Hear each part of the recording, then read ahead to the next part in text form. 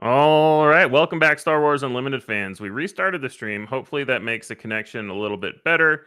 If you're listening to this, great job. You made it. You have officially successfully restarted the stream. If you're not listening to this, you need to refresh your browser. And I'm sure you'll know that I'm telling you to do that because you're listening. So, great job.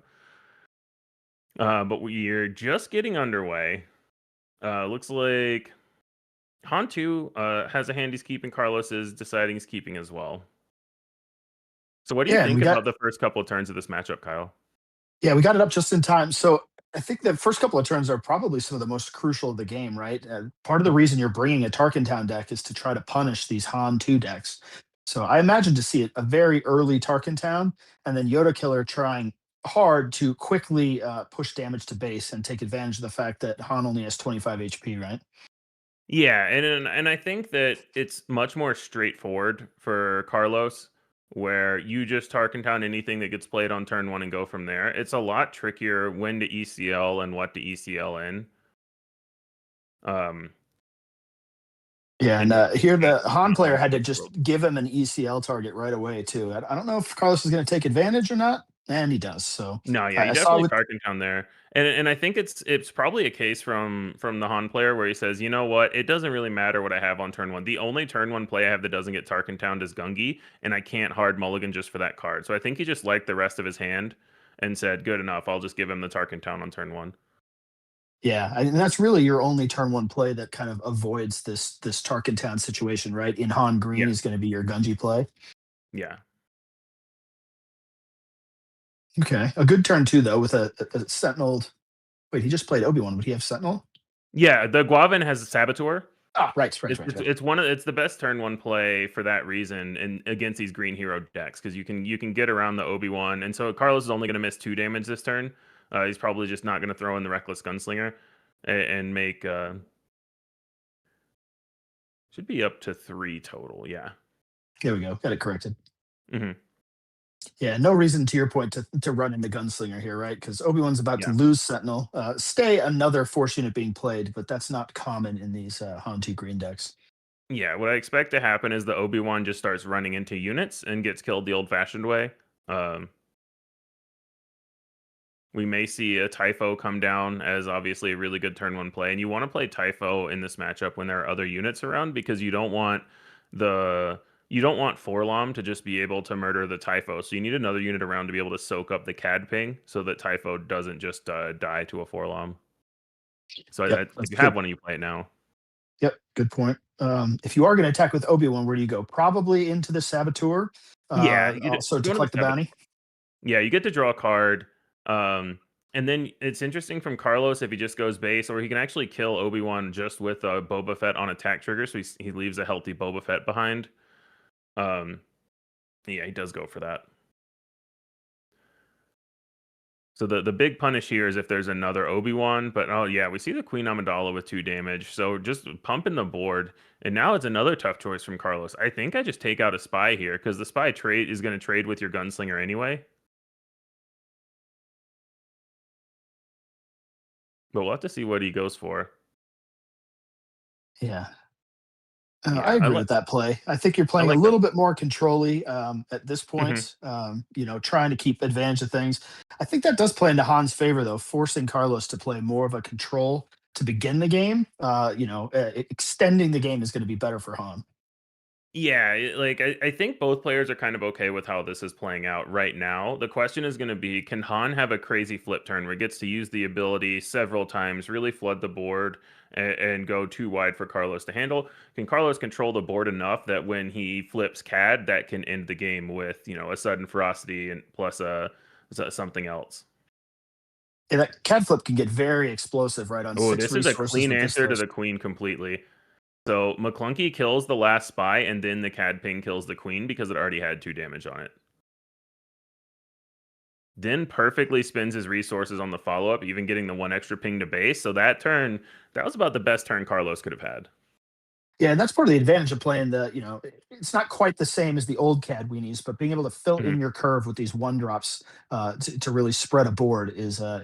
effective here. And most of them are underworld too, which really helps. The reckless gunslinger is such a versatile card. You resource it, get the last point of damage in against the data vault deck, or just do this and push a couple of damage, play a 2-1, and still get your pings off. And so far early, so far so good for Carlos, which is important Yeah. because as we talked about, maybe not everybody heard at the beginning of the stream, is that Carlos was assessed a loss for a decklist error. So we are on Hmm. game 2 with our Han player up 1-0. Yeah. And like we said, like we assumed, I think that Carlos, so far from what I've seen, has done a really good job of mentally resetting. It's something that I was talking about earlier. It's what I fully expect from him. He's a really good player. Slinger. So Yeah, um, yeah, yeah. So he's here just comes the playing Wrecker record. with the Han ability. So now he's down to 4 resources. Obviously, you Mhm. can't ECL and do the Han ability at the same time. Um, so the Wrecker has 2 damage on him from the Han, and now Zuckus plus a CAD ping.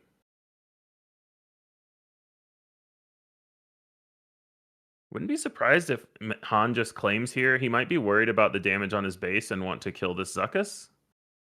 Because all Han can do is kill the Reckless Gunslinger or get 3 to base. Yeah, and Cad is ahead on damage here too. I would be afraid Mhm. to take a Zuckus to the base if he chooses to swing here. I could see Carlos claiming and taking an immediate 6 damage. Yeah, it could also be 8 or 9 with either Blaster or a Surprise Strike. Wouldn't be surprised to just see that damage get in. And then going into the flip turn where you're worried about even more damage coming in. And same thing here where Carlos might just claim so he gets in the Zuckus hit. So he gives up 3 damage from Aura Sing to get 6 damage or more with Zuckus. Yeah, and I think that's what I would Yeah, be that's what doing. we And it do. looks like he agrees, right? So Yeah. to your point, if we have a blaster or something going on here, if Zuckus hits for 8 or 9, you're getting pretty close towards ending this game after the Cad flip.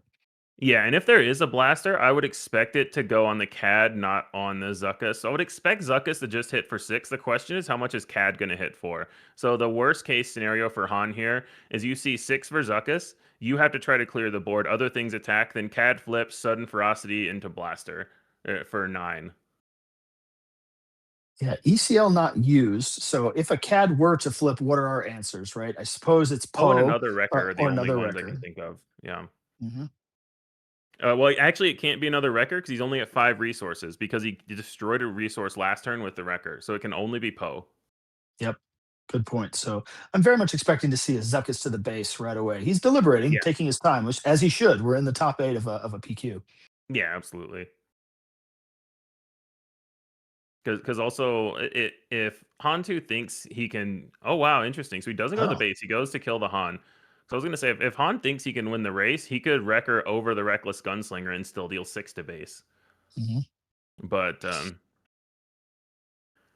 Well, that's an yeah, interesting call, because the Zuckus still has to be dealt with. So if you think about it on the backswing, I suppose yeah. Carlos must have been concerned that there was a potential out for him to lose the race here. There, Yeah, because I think that some of the options are that this Hantu green deck has a lot of good 6 drops. Wrecker and Gorilla Attack Pod, and this deck specifically is playing 2 Crucibles in the main deck. So Carlos saying you're at 5, I'm turning all of those options off. So basically valuing saying I think I'm going to give you a much worse turn this turn because you don't expect me to kill your Han first action. And really interesting to see Wrecker just go to the base.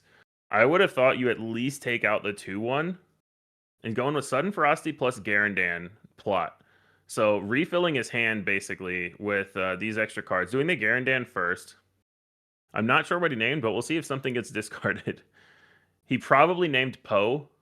yeah, yep, So I would I imagine there's not agree. going to be anything get discarded. Because So now also that we Poe can has see the 2 full hits. hand, He has yeah, the pilot Poe and the 5-drop Poe in his deck. okay, yeah. So we see the full hand here. He does have an ECL target with Queen Amidala potentially. Obviously the Zuckus leaving that on board is going to be a problem. Yeah, the big thing is that Carlos knows that his CAD can't be killed because you always want to Garandan first. He hasn't played the Sudden Ferocity yet, so he would get to choose the target for it. So now that he knows that his CAD is safe for this turn, he's probably just going to Sudden Ferocity the CAD. We do see a Craving Power actually, which I didn't notice before. No, that's not a, what? Oh, it's a Bounty Hunter's Quarry. Sorry, No, that's the Bounty bounty Hunter. I hunter's was quarry. like, what is going on here? Yeah, sorry about that. Yeah, Bounty Hunter's Quarry is the other card there in hand. Yeah, Which at Craving this Power point would is probably probably a just little be too good to slow. get anyway. Yeah. You might do it if you're going to ECL a 4-drop, but if you're ECLing, you want to ECL this Amidala anyway, which is going to be all of your resources. So it's really interesting going. It's a lot of this is stemming from the Wrecker 4/5 also destroying a resource. Focus, and it does. Sacrificing one of our spy tokens to keep Amidala fresh.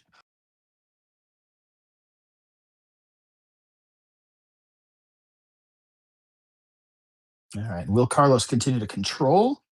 It looks I like he think will. so. The Wrecker attack is so much damage, especially with the Queen on board. I think you take that out because you still have your CAD. Um, so it's just kind of easier to take. You might take this spy token out with Aura and then attack base, and that just makes sure that the Queen isn't able to attack with impunity and still have 3 health.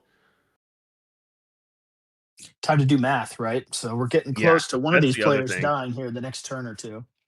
Yeah, so Ah, and he Carlos is decides to going go full full board control. control. Hmm. Yeah, really, really nervous about the race, and probably also says you're only going up to 6 resources. Unless it's from hand, you can't timely a Poe, you can't timely a Wrecker at all. So Carlos just saying, I feel really safe that you can't kill my cat at all. I'm going to kill your entire board, and I'm going to win the race starting now. Yeah, and he just saw the hand, so he knows there's no Poor or Wrecker in hand. So to get the Yeah. line that you were just speaking of, he'd have to draw into both. And he did draw the timely, but we don't see the Poe or the Wrecker. And another thing worth noting, he saw the gorilla attack pod, so he made it so that Han cannot get him to 15 damage on base. So until Cad attacks, that gorilla attack pod cannot ready until Carlos gets the Han 2 player to 15 damage on base. Hmm. Good point.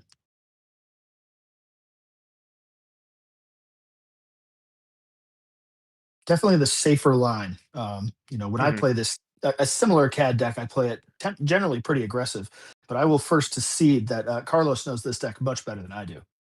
Well, that's a concession to the matchup, really, where you know that this Han 2 is trying to go fast and trying to end a game with these wreckers and these gorilla attack pods. So Carlos is basically saying, I don't want to be in check with everything that you play, and I think he's going to turn the corner now. But I like his ideas to control the board early. Like if Wrecker got to attack here, Carlos is at 19. This X-wing kills him in 2 hits, and that's Yeah, probably before he wins the race. So I think here he's saying that this is how he wins the race is by controlling the Wrecker and making the Han flip turn not as impactful. yeah. Doing the math on his last turn, it looked like he had 17 possible damage. Say he had known what was in Han's hand. Hmm. So that would have put him to 24. So he was one short of pushing on the gas last turn to just go for lethal. Yeah, and I think his goal here is going to be, can I get him to lethal in 1 attack next turn, which he will. This Garandan attack getting him to 16, Cad swinging for 9. So if he has another blaster, he could claim here and attack with Cad for 11. A blaster or a surprise strike. If he doesn't, he attacks with Garandan and then Cad attack for 9 is lethal. So Carlos really close to closing this out, but also has to think what are the odds that a Sentinel gets drawn if he goes for the Garandan attack now. Yeah, so he doesn't have the extra damage in hand now.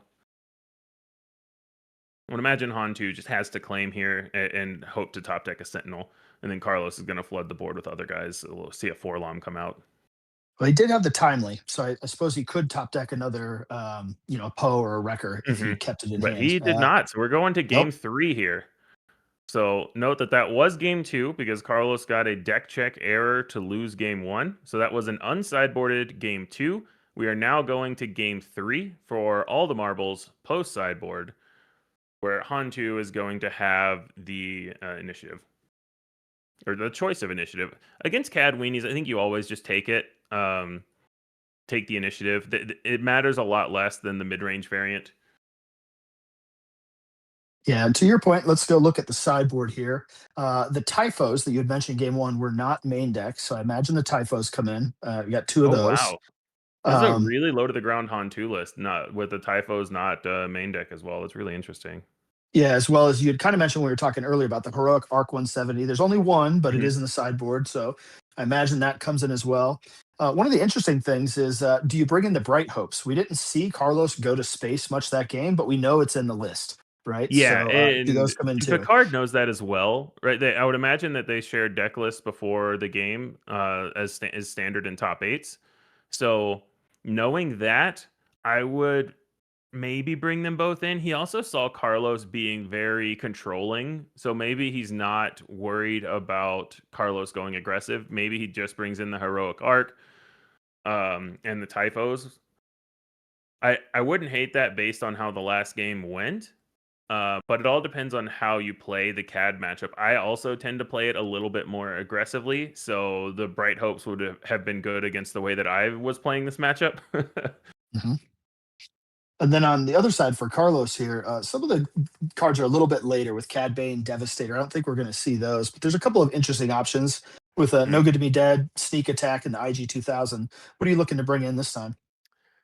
I don't think you want to bring in the sneak attack. That's mostly an homage to when you can sneak attack in a Devastator and you don't want to go that late. I don't hate the IG 2000. Um, he could bring in the Bazine if there are certain cards like the Poe and Wrecker that he's worried about on certain turns. I wouldn't hate bringing in Bazine here. I think CAD is a little bit too late. You usually want that against some of the other Sentinels that are out there in the wide board states. In general, CAD's okay against Han though because they damage their units so much. You get to capture more things, but I don't think Carlos wants to board that much, to be honest. Yeah, you already have one IG. You don't really need the second one. Waylay is probably better than No Good to Me Dead here, just in general. I don't. If there were more heroic arcs, I wouldn't hate boarding out the stolen AT haulers. But knowing that there's only one in the sideboard, I would probably keep the haulers in because against Hantu ECL specifically, they can kill the hauler a little bit easier than Hantu Blue or just other decks can. Um, Yeah, not with this Han list in particular, to your point, right? Unless he yeah, brings in the Bright Hopes, it's hard for him to defend. There's only the one arc, so the chances of drawing a one over are a bit low. I think the Haulers are probably pretty good in this matchup. yeah, he'd have to ECL a Crucible basically to kill the hauler, and I think you're just not worried if his 6 resource play is ECLing into your 3 drop and leaving 1 health left on it. Yeah, this is a fast, aggressive matchup. If that Hauler's Yeah. already hit you 2 or 3 times before you get to that, I think Mhm. Carlos is fine with it. Yeah. All right, Han's got his hand ready to go. Gives the initiative to Carlos here, which is interesting. So it Yeah, looks with like Carlos was able to get through game 2 there. yep, Yeah. yep. Yeah, we're going to game 3 here. Welcome back. Welcome back. Thank you. Dog sitting and meet and greet went great. All right. Yeah, I find I get along with most dogs. So, Yeah. pretty easy Someone meet was and meeting my dog, so we'll see. greet. I just assumed you were meeting a dog that just you had an appointment at your house. Yeah, he's coming over, right? Yeah. Yeah, exactly. That'd be good. Yeah, so Carlos taking a mulligan here. It is kind of interesting to give CAD initiative against the 1 drop deck specifically because I think standard you'll play one of your 1 drops, and the assumption is you still have another one to CAD ping. So if you try to play the pass claim game against this CAD, they still end up with a unit in play. Yeah. Yeah, I've seen that's very effective against, say, the Han one greens with the Cad weenies, right? Hmm. If a Han tries to, put down a recess to go to that 3 drop and put a ship up in space, well, Cad can still 1 drop and then punish you with the second 1 drop into the Tarkin Yeah, town. exactly. Or even if I have initiative as the CAD player, I'll just play my first 1 drop, and if they Han activate, I'll pass. Because if they want to just claim and waste their card, I'm okay with that. They're gonna play their 3 drop, whatever it is, either way. Hmm. Karis All right, Nemec and here is the best turn one. This and Gungi are the best turn ones I think that they can have. And Carlos not opting to Tarkin Town the Karis Nemec. yeah, and that doesn't do It's much for you, right? You decide to Tarkin town, they come out the ready spy well, it's token, just probably kills your stormtrooper. but the thing is, they claim so the ready spy token doesn't do anything if you Tarkin Town on turn 1. Yeah, I wasn't sure So, if we'd so heard if he had passed or claimed in between. he definitely he definitely claimed because he's looking to act first. And then the other thing about that is the spy token can't kill the Guavin and the Karis can. Now Obi-Wan comes down, provides a pretty interesting conversation here because it's a prime Tarkentown target here with the Guavian swinging in or the Stormtrooper first. I don't think that Carlos Yoda Killer wants to take a turn off here and let the Yoda Sentinel wear out and go from there. But with that Saboteur, opts to go straight to base, leaving that Death Trooper maybe to be that sacrificial lamb. Yeah, and this is the interesting part because last game Hantu was the aggressor and Carlos was playing control. So now we're seeing if the roles are different here. And yeah, we do see him just take out the Guavin. So I like that a lot. Take out the Saboteur, draw a card, get your spy token on board that's also threatening this 3/1. You can attack the 3/1 back. The 3/1 can attack into the spy token because you have the Obi Sentinel in the way.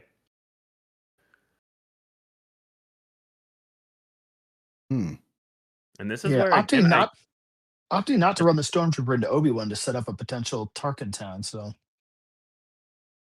yeah, it's interesting there. I think he's saying that he's just going to ignore the Obi-Wan. You're not going to play a Force unit on 4R. If you attack into my Boba, I can Tarkentown then. The Obi-Wan's a really awkward one to deal with because you don't want to throw all your resources into him because he's not going to have Sentinel after that. After that initial turn in this list. You see that a lot in the Yoda matchups right now, but we see a little bit of a punish coming out because the Hotshot Blaster's coming in, going to clear this Obi-Wan while keeping Tarkentown up and keeping Boba alive. And still a resource. So even if you play a guy that you said, oh, he can't Tarkentown without the ping, there's always the threat of there being a one cost Underworld card coming out to still be able to ping. On the other side, we have no resources spent from Nick here. We're going to see a play happen soon. Yeah, I think I saw a Bounty Hunter Quarry and another Obi-Wan. So he could play both and then use the Obi-Wan next turn to go after the Boba Fett. Yeah. He could also ECL in if he really wants to trigger this turn and doesn't want to take the 5. He might also use Han to play a Typho if he has one. Yeah, it looks like he's just going to ECL in probably this. Oh, ECLing in a Cassian. Interesting. So really taking the defensive approach here because he's keeping the Obi-Wan in his hand to play for a future turn. So it's really interesting how the roles have just completely reversed. Last game we saw Obi-Wan only attacking base, Carlos cleaning up the board, and this turn this game it's a little bit different with Han 2 taking a little more controlling approach to the game. Got some good options here from that Bounty Hunter core. I saw Gunji, Karis Nemec, Grogu, Sabine's Masterpiece. Kyle, what say you? Yeah, you're right. Very good choices, and a lot of them dodge the potential Tarkentown if Carlos does have a 1-drop. So Nemec being able to create the spy, Gunji being 5 health, but also same with Grogu. It's a challenging. I think I would go with Grogu. I was just about to say I think I would go with Grogu as well because it kind of punishes the pings and can help him in future turns with picking off some of these small units. Yeah, I think Grogu is the clear winner. Here because now you have to make Carlos decide he might not even ping the Grogu because next turn Grogu can just heal and kill the gunslinger anyway. And that's going to be Carlos's dilemma until this Grogu dies, which is not coming soon because he's got 6 health, can heal himself. Even with Tarkentown up, it's still tough to deal with this Grogu. Hantu doesn't want to see it on turn 1, but they definitely want to see it after that. Yeah, and as you're looking at this, even like this patented Forlom ambush with Cad Ping doesn't take care of Grogu. And in that action, if it's sequenced properly from Nick on the other side, he's going to be able to take that 2 of that damage off of that 5, which makes it so even then afterwards you would need to Tarkentown, right? Like that's the math change that Grogu offers here. And as we go into the later resource turns, it could really mess up the board state for Carlos here. Yeah, it'd be tough to. Do you attack with Grogu to kill this? If you do, Carlos can respond with an Underworld unit, get the ping, and then Tarkentown the Grogu. So do you want something else on the board to soak that ping? Yeah, I think I like just flipping Han here. Carlos Agreed. doesn't have something like an ECL. His ambush is capped at 4 LOM, so he's not going to be able to kill this Han in one action. You just want to leave this Grogu up as long as possible here. Ooh, let's see what he names. Probably Poe again, right?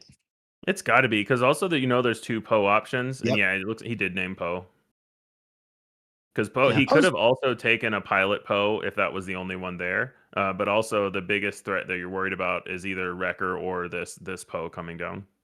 Yeah, with ECL used, I think Poe's even scarier at the moment because Yeah. a swing the next turn it can take out multiple units. Yeah, definitely. Now I think we see Han clean up these units. Yeah, I think worried about a McClunky into Yeah, another Garandan there. rightfully so. Obviously, knowing that business in this side deck as well, you don't want to give them the opportunity to continually take cards out of your hand. Seeing, Oh, I love that play. So yeah, no no good to good to me me dead. dead on the Grogu because Grogu was threatening to just heal Han and kill the Gunslinger.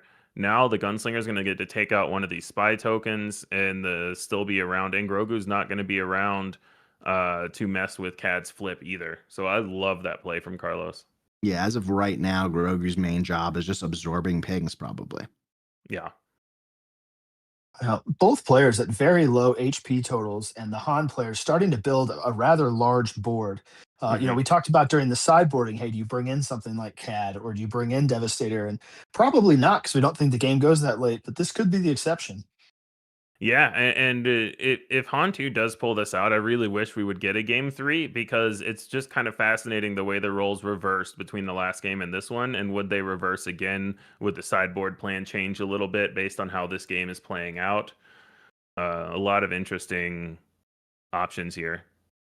Yeah, it really does feel like this sideboard for Hantu is really set up for the control matchup, for the Yoda matchup. So wonder how much possibly would be changed. I would imagine that third Grogu came in.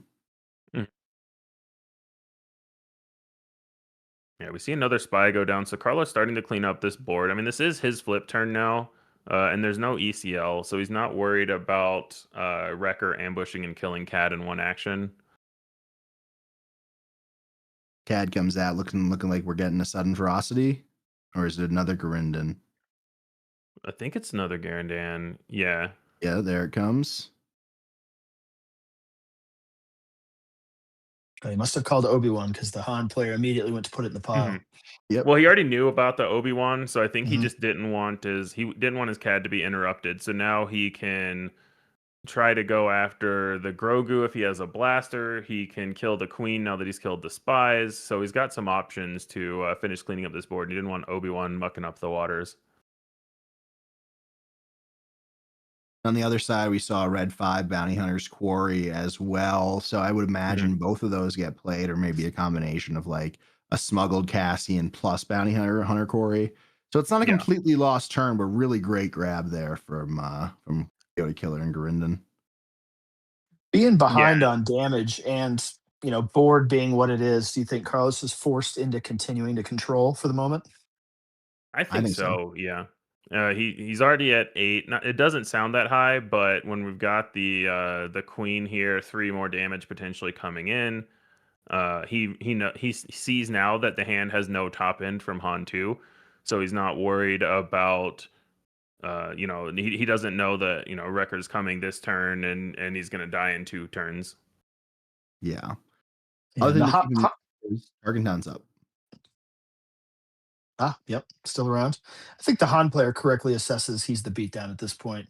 Even with Yeah, his hand being definitely. stripped, continue to push the damage. Hmm. Yeah, there is a Cassian down there. Yeah, and so I would imagine we take out the Queen here. It's tempting to take out the Grogu, but the Queen is so much damage. Getting to Um, 16 sucks, right? After that, yeah. you're a Poe Wrecker hit away from being really out of it. But Carlos knows better than us, realistically He speaking. does go for the Grogu, and the other thing here is that now his cat is healthier. He can still take out the Queen next turn, especially because he assumes he might get initiative with no resources being spent yet from Han. So he probably thinks I have the time to attack into Queen first action next turn if I want to, and he can still play something here, like something like if he has a Forlom, um, it'd be I think really I saw the interesting actually what he ambushes into, but. yeah, it looked like the Prestige IG 2000 up there. So with 4 left, I suppose he could put damage down. Yeah, That I would don't allow him mind to that. Tarkin down the Queen, right? Yeah, Tarkentown is still up. So if he has IG, then that would really explain the Grogu hit. Yeah, because he can It's the Mist Hunter. ping everything and Tarkentown the Queen.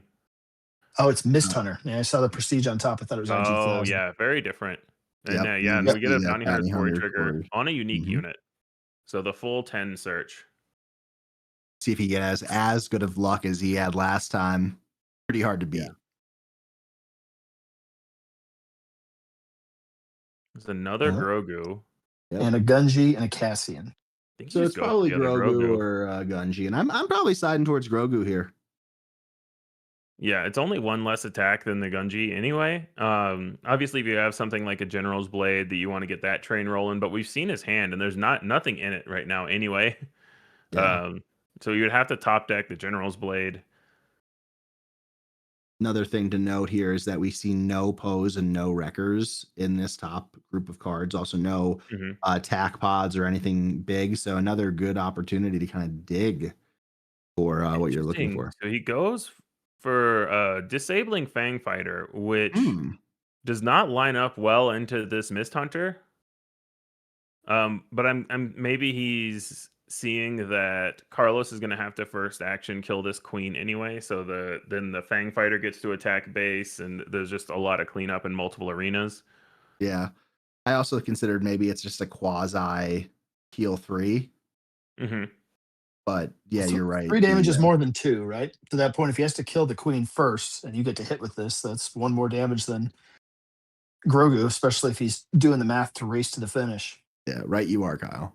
3 more than 2. But my thought on that is right now, Carlos's ground units are taxed with killing all of your ground units. So something else was going to get through anyway. Whereas Carlos's space unit wasn't taxed at all, and it would have just been 3 to base with nothing else happening.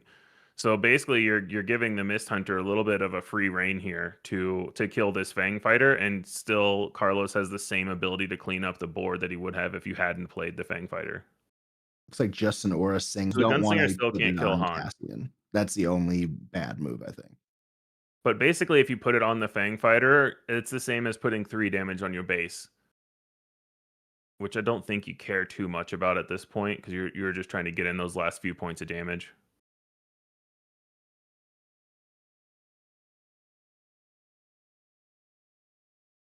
We have a blaster coming in to kill this Cassian. A lot of decisions here for Carlos. Looks like he can't kill the Cassian. He Not does yet, get at to least. draw a Maybe. card off the Mist Hunter, so maybe that'll change something. And the Mist Hunter does have 3 damage on it now. Oh, interesting. He's going into the Cassian. So he's going to need a setting up Tarkin Town here. Tarkin Town. Yeah. Yeah. Yeah, they're getting the 3 damage on there now. Still 5 resources up. Could still play something like a Zuckuss.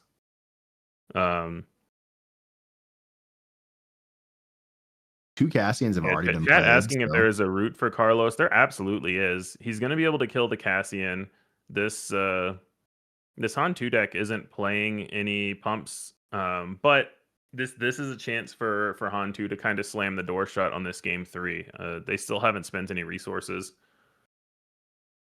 I suppose another route was if he did bring in that Cad Bane from the sideboard. Mm-hmm. So we see Blue Leader coming down. Now, is it ambushing anything? I mean, you at least ambush. Well, the Orsing was just played this turn, so you can't ambush there.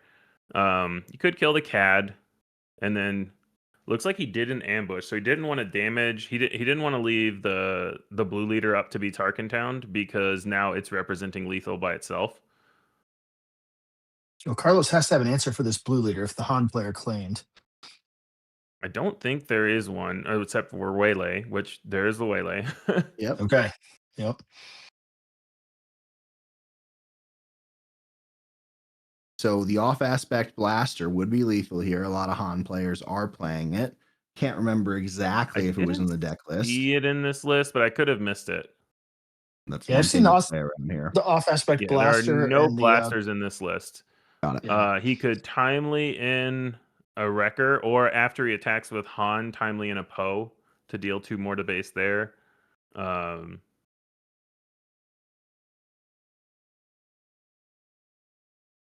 yeah, the way he wins this turn is a timely Poe, I think, now that he's done that attack for 3.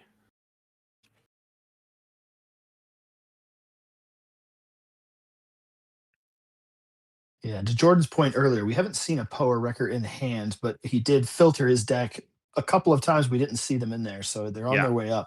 Yeah, they're coming at some point. This is going to be before the match ends. We'll find out. Yeah. And we got word from our other top 8 matchups. We have 2 more streamed matchups. One of them has already concluded, and one of them is in game 1. still as a Yoda versus Palp. Call that a Jordan special. Yeah. So big turn here. A lot of thoughts going back both ways. We saw the Cassian getting taken care of. Carlos knows that 2 Cassians have been used already, so that's one less thing to play around. Miss Hunter takes his 3, and we see a blue leader come down, probably to clean this this cat up, maybe. No, I don't think No, I you run don't in think at you all. You ambush. just set up You threats. just say, CAD, you have to clean all these units up. Deal with it. Because that's 10 damage you got to do, right? He's showing 4, 7, so not enough Yeah. on board to clear both. Yeah, so if Greedo hits and there's a blaster, then Carlos can clean up this board. He has to sacrifice his... Oh, there is the CAD ping. He did bring So it he's in. doing the CAD ping first and then capture both units. See, that's part of why I think you might want to go into the CAD there, is because then you only have to deal with one of them as opposed to both of them. Yeah, and now he gets some damage on base here. So 7 damage coming in. Oh, this Han player's dying to draw ECL Wrecker opponent. And there's a record. Does he have a timely in the row? This could be it. I think this is it either way. He's either got that timely or he's getting God on the swing back. Yeah, this is definitely the last turn of this game. The question is there a timely in the row for this wrecker, or does Carlos have it? Without a timely, that's not enough. Timely is what we're looking for. Can Carlos come back from his first game loss? He's checking right now. Is it there? It's not there. It's not there. I think Carlos has it. Yep.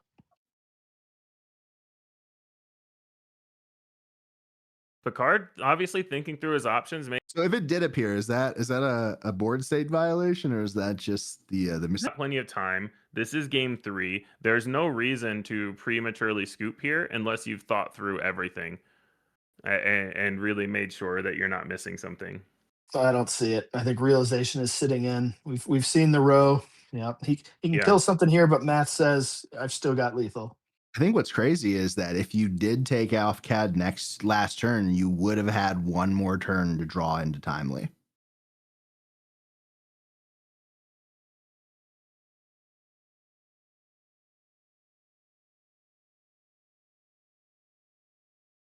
Yeah, well, we get even with damage. Wrecker taking out you might have another been out. Yeah, 3 drop, he's still at 26. So I think even if he had killed the CAD last turn, that would mean you would have to kill the Mist Hunter or a Sing this turn, and that's still 13 more damage here. Yeah, that still would have put you at 26. He was he all over either way. Last turn.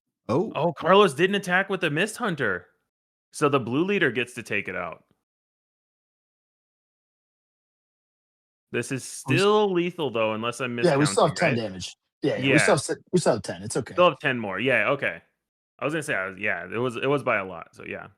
And there we have it. The fist bump is out. Carlos comes back from that game 1 deck check error loss happily on our end that it didn't come back to burn him. Great play from Nick on the other end. It came down to multiple inches there, more or less, right? The CAD was Carlos's basically only out, and Nick's only out there was a timely wrecker. If we're looking at one of those win probability trackers, I bet we just went from drastic highs to drastic lows on both sides in the past 5 minutes.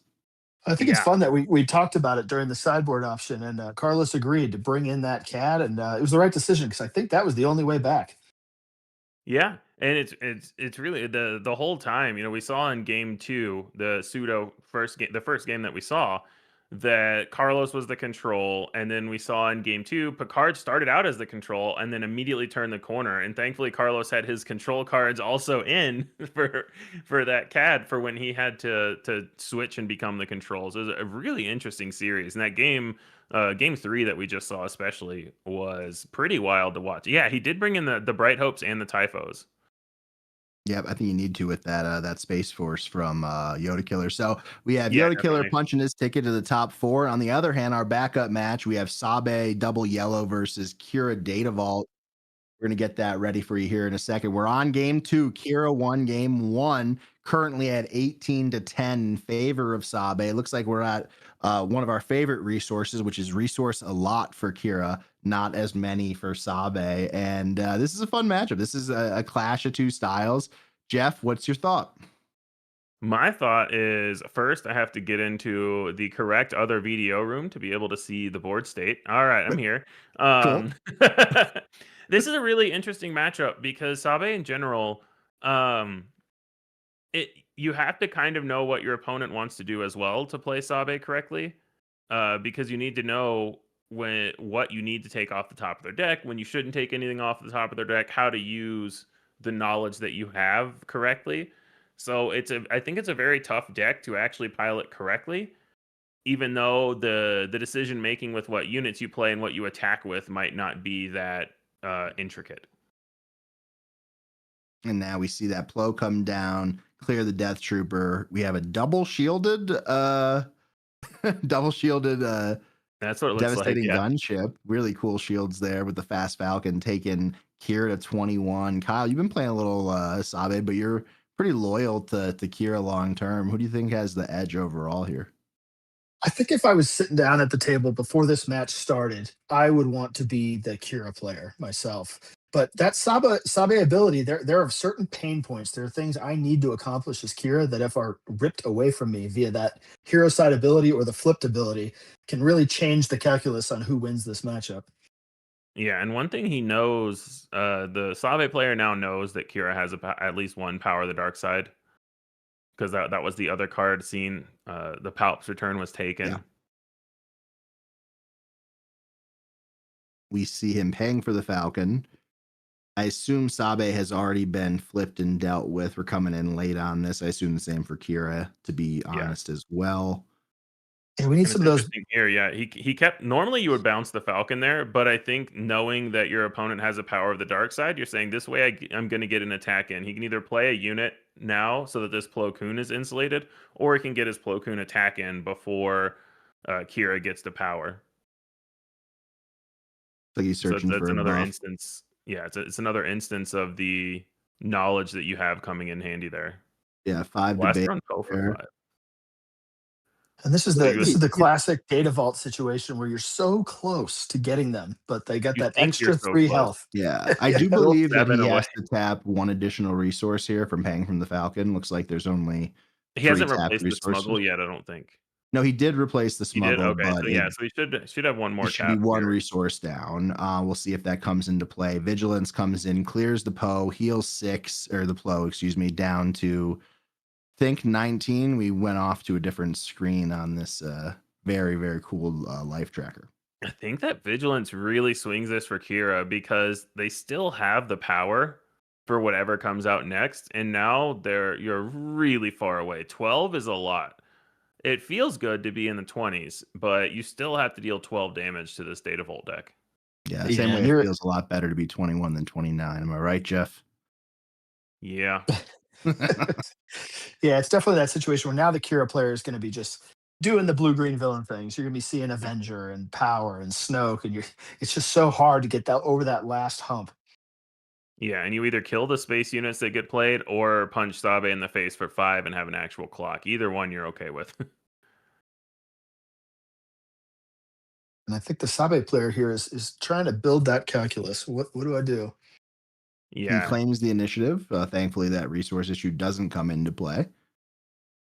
We see both a Spark and a Kira here. I think the problem was that they could have played a unit, but they know about the power and that Kira's probably not spending their resources except on a removal spell anyway. Mhm. So no real point in just running your cards out to die. Versus now, maybe you start with a Spark and take the power and see what else you have to go up against. Which gives us the information as well. Yeah, we have Confiscate. power, Interesting. hyperspace, resupply, timely, and devastating gunship. I think Not the strongest probably- hand, to be No. honest. Yeah, this gives you hope as Sabe. You see this and you think, wow, you don't I have all just these take the big power and chonkers. play ground units. Yeah, I think that's probably the move here because you're also getting to that point in the game where Devastator could really shut off the space arena just like full stop. Mhm. So I think power is the right move. I could see an argument for the gunship just from a damage perspective. You are sitting at 15, about to go to 20 this turn, most likely. When we didn't see all this matchup, but I wonder if the current hand from Kira is bad luck into draws recently, or if this is the power of Sabe having ripped away multiple cards that would be sitting in hand at this point. Yeah. Well, that's the thing. We talked about it in the Sabe Double Yellow video we have on the Colorado Cantina Crew YouTube channel. But a lot of people think and have commented on Sabe that her ability like just isn't good because you have to discard a card from the top of someone's deck. And I hear that it would be better if you didn't have to, but it's still awesome, right? There, it could be better, but I think it's still really strong. And I think we've seen, depending on the matchup and that knowledge that you referenced earlier, really comes into play. Well, it does kind of compound with Data Vault, where you know, like people say, oh, 33 health is so good, but you have slightly worse luck. And it's the same thing with Sabe, right? Like you're just making your opponent have worse luck. Yeah. Yeah, so Sabe has an opening now after seeing that hand for building a board to try to win this game. The problem is Kira's going to be able to set up lethal between these two gunships. Yeah. Yeah, it's lethal next turn with those. Sabe might need a waylay or something. Double cunning sounds good. We do see a claim, so maybe he is worried about the cunning here. Could get that double exhaust to buy yourself a turn.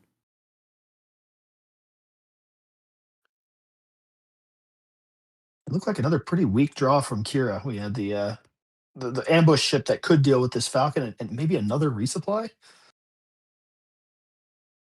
Not sure it's going to matter. Yeah, because I think I see a Han pilot, but both of these gunships are shielded, so the Falcon can't kill either one, even with the Han pilot. Yeah, I think you need a bounce situation or a cunning tap situation. Yeah.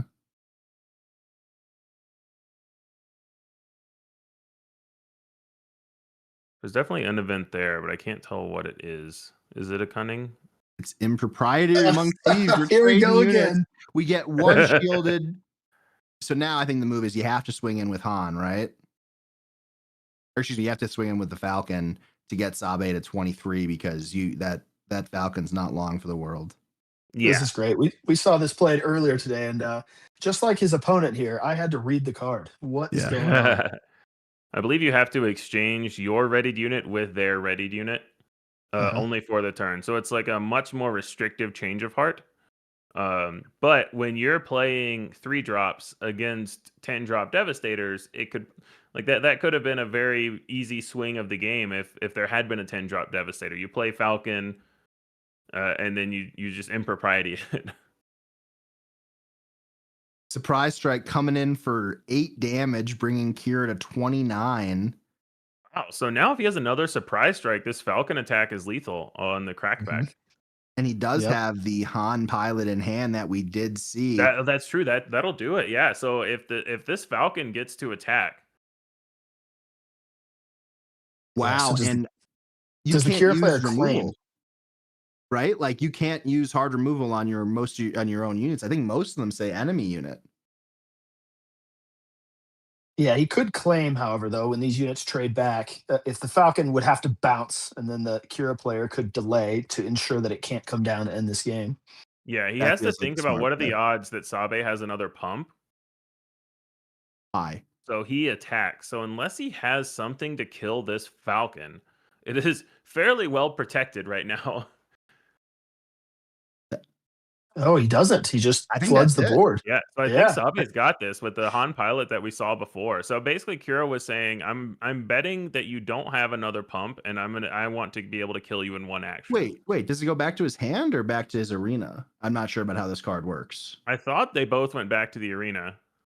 What happens during the regroup? What's the order of things? Okay, I'm still unmute. It should go. It should switch back at the start of the regroup phase, and then the Falcon triggers when you ready cards during the regroup phase. Yeah, so the Falcon should still be out right now, correct? On the Sabe player side, and Sabe decides obviously he gets to decide. Yeah, I think we see the Han pilot in hand. Well, this is a massive question, right? Obviously, if the Falcon's out, this game is over.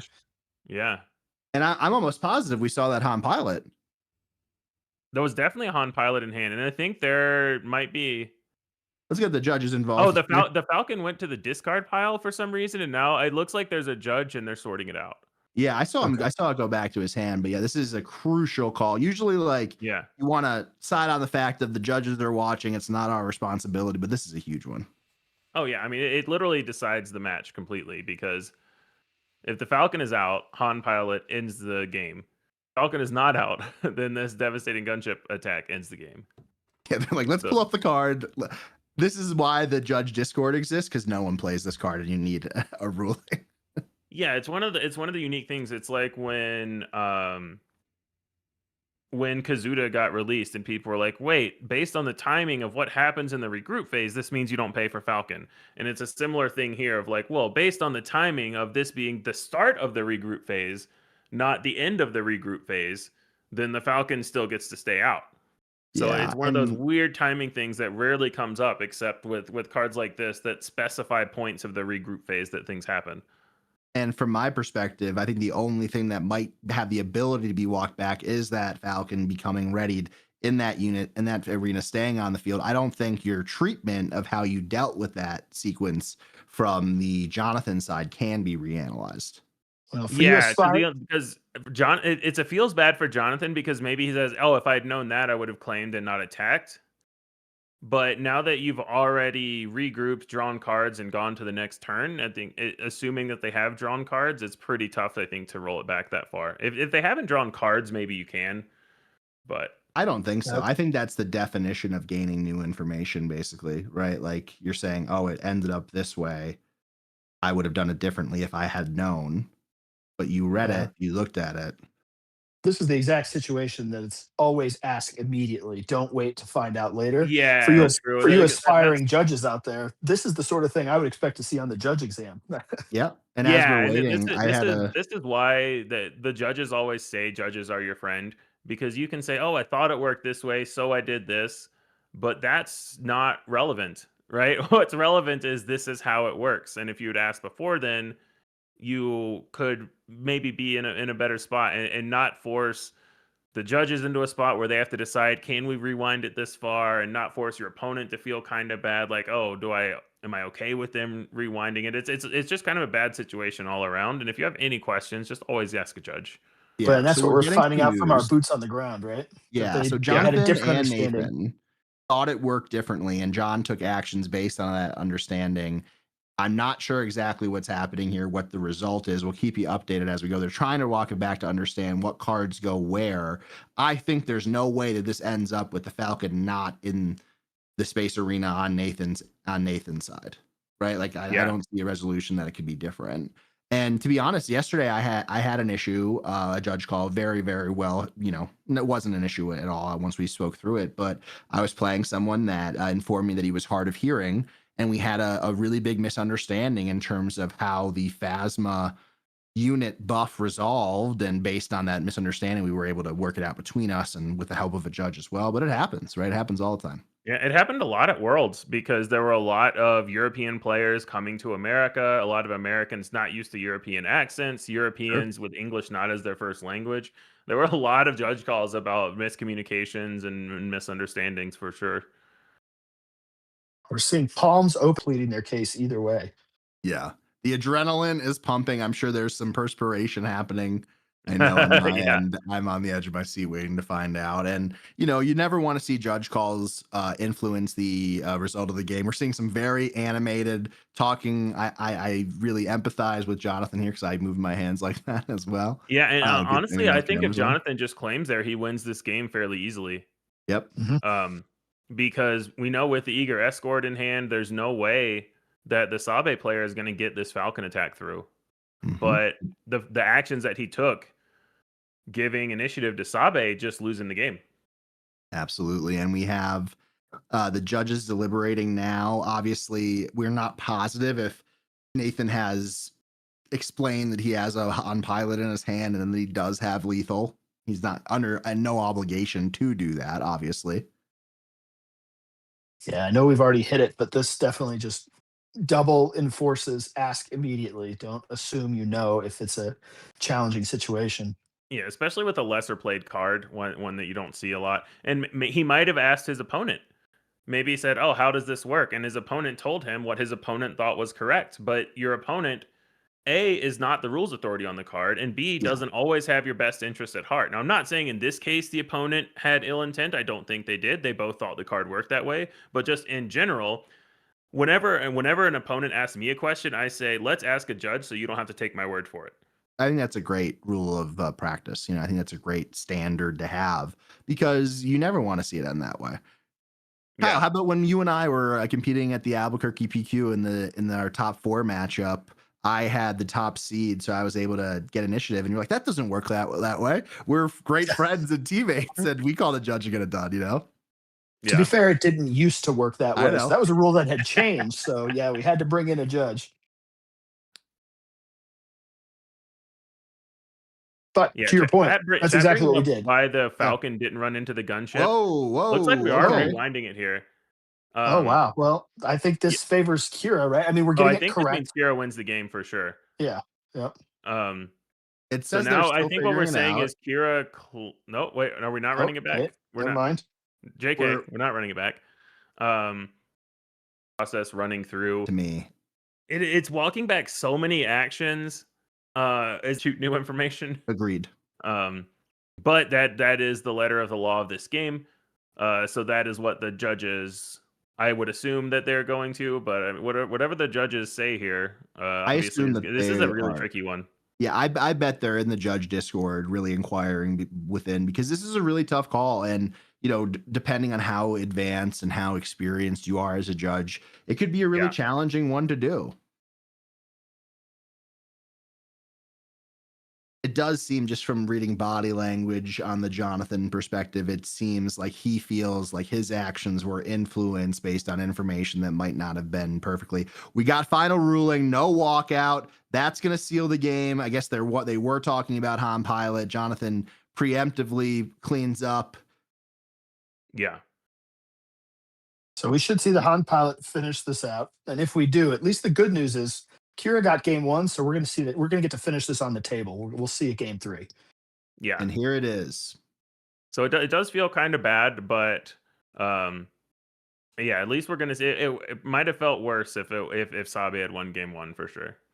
This does Carlos though, where now both of these players have been kind of mentally frazzled by this, right? Like these long judge calls, this explanation, you don't want to, you kind of feel bad about this or that. Like are both of these players going to be able to mentally reset and play a clean game 3? You have to. There's no choice in the matter. And realistically speaking, it sucks for everybody, right? Like your rhythm is thrown off, your momentum, your focus, and your mental energy at this point in the game as well. We can't forget about that. But I'm happy we were able to get it right. I'm happy that we're moving on to a game 3. And we saw Carlos, we saw Yoda Killer being able to, really persevere through those issues. And we'll see the opportunity for Jonathan and Nathan to prove that here. Yeah, I think it's a little harder for Jonathan. Yeah, I don't know about these life counters having a reset, but I really enjoyed the quick double tap from Sabe. That was a very expertly done. They've used this life counter before. Yeah, we got news earlier, actually. This was made by the store at Boars Hat Gaming, and they're looking for a manufacturer. So I love cool little products like that. So great to see it. Like we've had the awesome Premier Game tokens on our main table all day long, and now get to see these coming from a store. Anytime a store does stuff like that, that's awesome too. Makes a great. You also get to see the super sick McClunky Initiative token. I did not win the giveaway for that. I was sad. Yeah, what the hell, Tim? What the hell, Tim? The Greedo coffin that's what it looks like to me. Yeah, absolutely. So we actually just got our custom initiative tokens from the Premier Games store. Jeff got one yesterday. I got one too. Myself. Yeah, we're really pumped about it. We'll have to show them off on our next stream here. We do also have news that we're getting a time extension. Haven't had a firm number yet. There's estimated of 15 minutes left in the round. You would imagine it's at least 20. That felt like there's only 15 minutes left. That's wild, because I'm curious. There's a Yoda Kira match still going on as well. So there was it. There's some other matches that might go to time too. So it looks like we have about 18 minutes left for the stream table. I think that's with the extension included. Yeah. And they're smiling, they're talking, so at least they're not ready to jump across the table and attack each other, which is positive. That's what we want to see here as we're closing up this game set of 3. Question from me about these end of round rules. I've heard unsubstantiated that the life remaining on base doesn't happen anymore, or is that maybe it only doesn't happen if you haven't started game 3 yet? Oh, that wasn't my understanding. We'll have to get a rules Okay, check so here. we think we're still the tiebreaker if it goes to time is who has the most health remaining on their base first, and then who has initiative second. I think That's my that's understanding. correct in a top 8 Okay. situation, right? We don't do that in Swiss, but once you get to Yeah, top yeah, 8, I believe just for that's right. top cut because you Mhm. can't have a tie. All right, let's get started here. So waiting on one resource decision.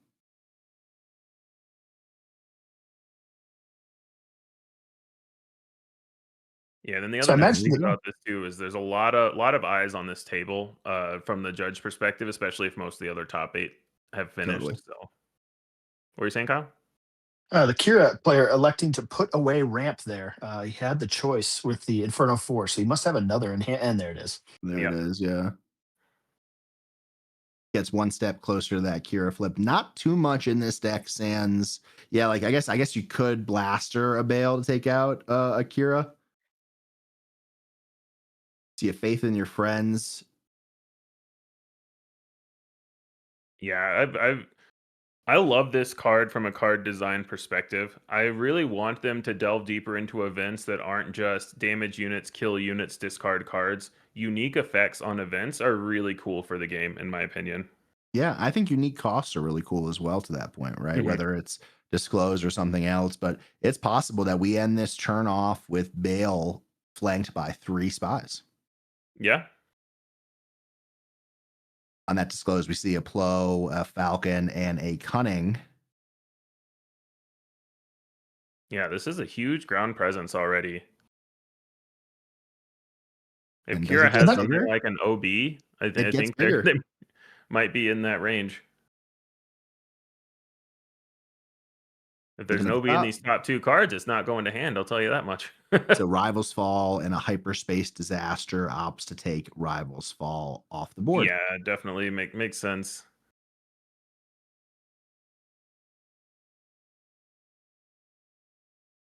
We didn't see the resourcing earlier. If we don't have an OB in hand, I don't think I see one right now. The important question is, do we have a CAD in the row? And he's picking up quickly, so Looks I'm going to like say there's yes. definitely a CAD there. Yep. That will So that take lets you kill out the the Bale, and Bale. then you just have 3 spies with damage on them. Mm. I would imagine Kira just goes on spy extermination duty for a couple of turns here. The Yeah, I question think is, this what is your. does the spy happen? Right? Are they taking base or are they swinging into Kira? I really It's like the tough to CAD coming out of sacrifice your this whole list these board to days. kill the Kira, because the Kira gets to take out 1 spy for free anyway. So do you want to trade 3 spies for Kira?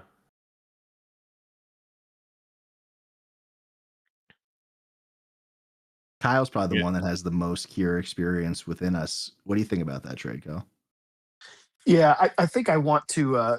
I want my opponent to trade into my Kira. Really, what I'm using Kira for at this stage in the game is to reduce damage and clear the board. So if you're going to put resources into killing my Kira, I'm fine with that. Yeah, but I like this a lot. So using the pumped spy from Cunning to kill Kira, so now you still have 2 spies left.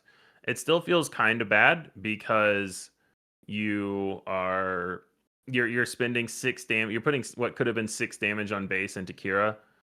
And the CAD can still start to clean up the spies. Yeah, at this point, you're feeling much better as Kira because now you're gonna have the initiative. You can handle a spy right away if you choose to. Yeah. Yeah. You're controlling both arenas, and you're only at what 6? Is that a 6 damage on base? Yeah, 6 That on feels base. pretty good. So.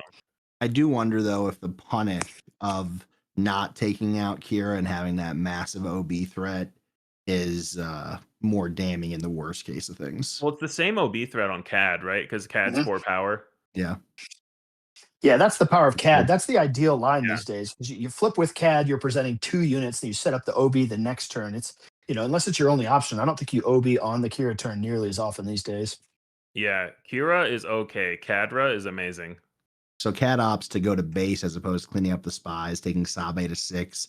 Sabe fires back, bringing Kira to 8, and we see a super laser blast go from the top of the deck.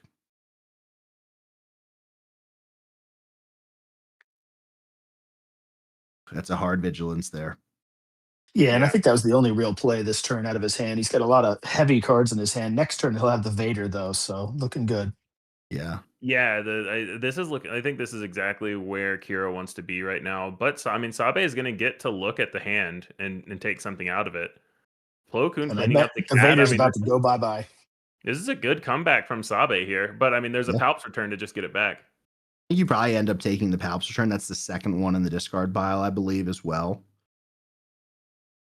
Yeah, He's just gonna hit it with Vader. Palps return is just cheaper Vader. So if you're gonna take the Vader, you just take the Palps return instead. Yeah. Yeah. It's fair. It also takes away flexibility should he not play. He takes the Vader. Pointed at the Vader. Interesting. Okay. We'll see if it matters. Cheaper Vader is not necessarily the way. That gives him an option to use Kira's ability next turn. Exactly. He could go into a ground sentinel and then still have one resource up to Kira shield it, because Palp's return does make the Vader cheaper. So it's only 6 resources to bring back the Vader. But also Palp's return lets him do anything else that works too. Maybe Cad Bane is more useful, or any other unit from his discard is more useful, and it gives him that option. Looks like he has Cad Bane in his hand too. Yeah. There we go. Wait, so did it get swapped, or did he just top deck another? No, he discarded the Vader. He didn't discard the Palps return. Got it. Oh, for the Plo Koon to have coordinate, he has to play another unit, and then he can use that one resource to Kira shield the Vader to protect it from the Plo Koon. So the Sabe decision to take the Palps return really could come back to hurt him. The Han goes into Vader, so that part is going okay. And now Spy can clean up the Death Trooper, and you're back to, at least the resource didn't matter. So that decision ended up not being an issue. We're just getting a 5 to base there. One to base. Interesting. Mm-hmm.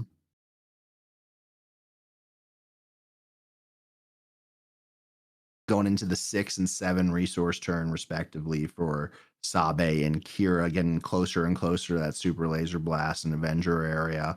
One Super Laser Blast is in the discard already. So, Kyle, what are your thoughts on the Spy not taking out the Death Trooper there? I feel like I definitely would have taken care of the Death Trooper, trying to keep Plo Koon on the board. Although in this case, with a timely Cad, they're both going to be removed. Yeah, we needed to play a little bit of control there, in my opinion. Mm-hmm. And I think sorry. So the Cad ambushes into the Spy. Plo only had 2 health left, so Cad kills. So yeah, Cad has no damage on him. Yep. So where these Spies can just get mowed down by the Death Trooper, but also Kira might just start going base, saying you have 3 less health than I do, and I have power on board as well. Speaking of how cool Faith in Your Friends is, it helps you filter your deck as well in certain situations. We just see that top deck into a Spark to be able to disclose, and now you get to get some real hand knowledge, right? You're going to be able to do either a Spark combo with the Stolen Star Path unit, or your combined knowledge of what's already in their hand. You're going to be able to create spies from this turn, and I think that Faith in Your Friends really did open up a new avenue of being able to limit what's in their hand as well. Yeah.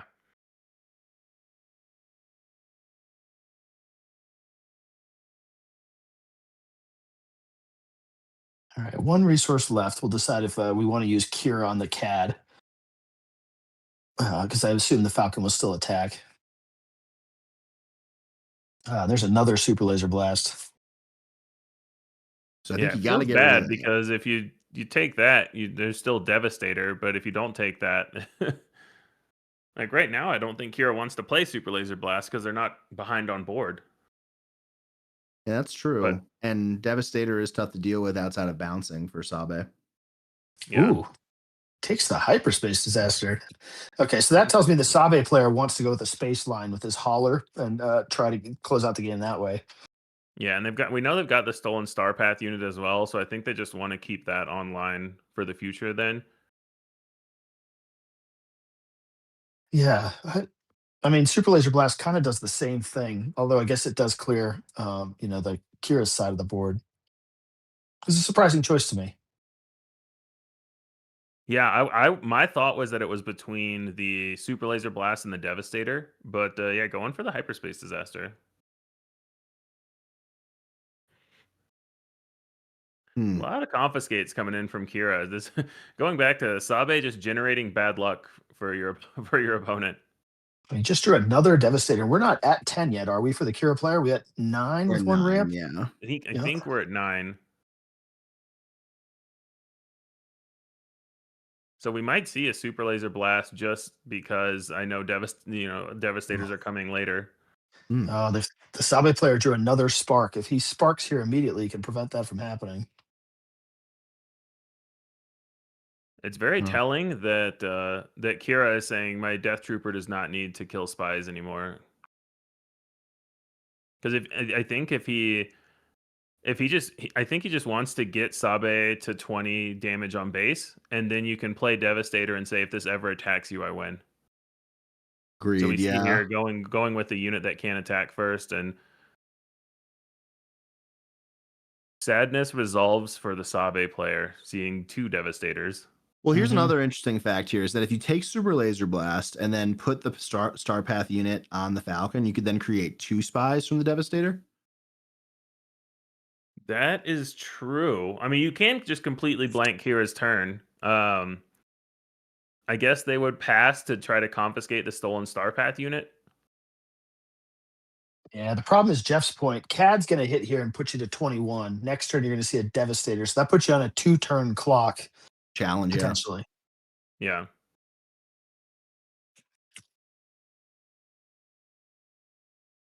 Free to base, bringing Kira to 20. Does end up going for that Devastator. Replaces the Falcon. Another 3.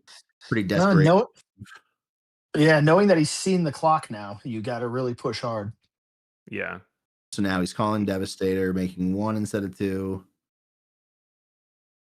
Yeah, it's interesting to take the Devastator there when your goal was to do the stolen Star Path unit play. Yeah, I think you might want to take the Blast there.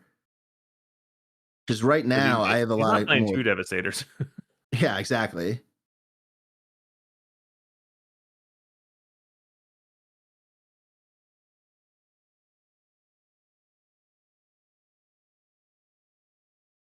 Sabe is presenting 8 here, which is 1 shy of lethal. A lot of pumps in this deck, obviously. Yeah, the Kira has to think, do I just blast and reset and I Devastator next turn, or do I Devastator now and put the clock on?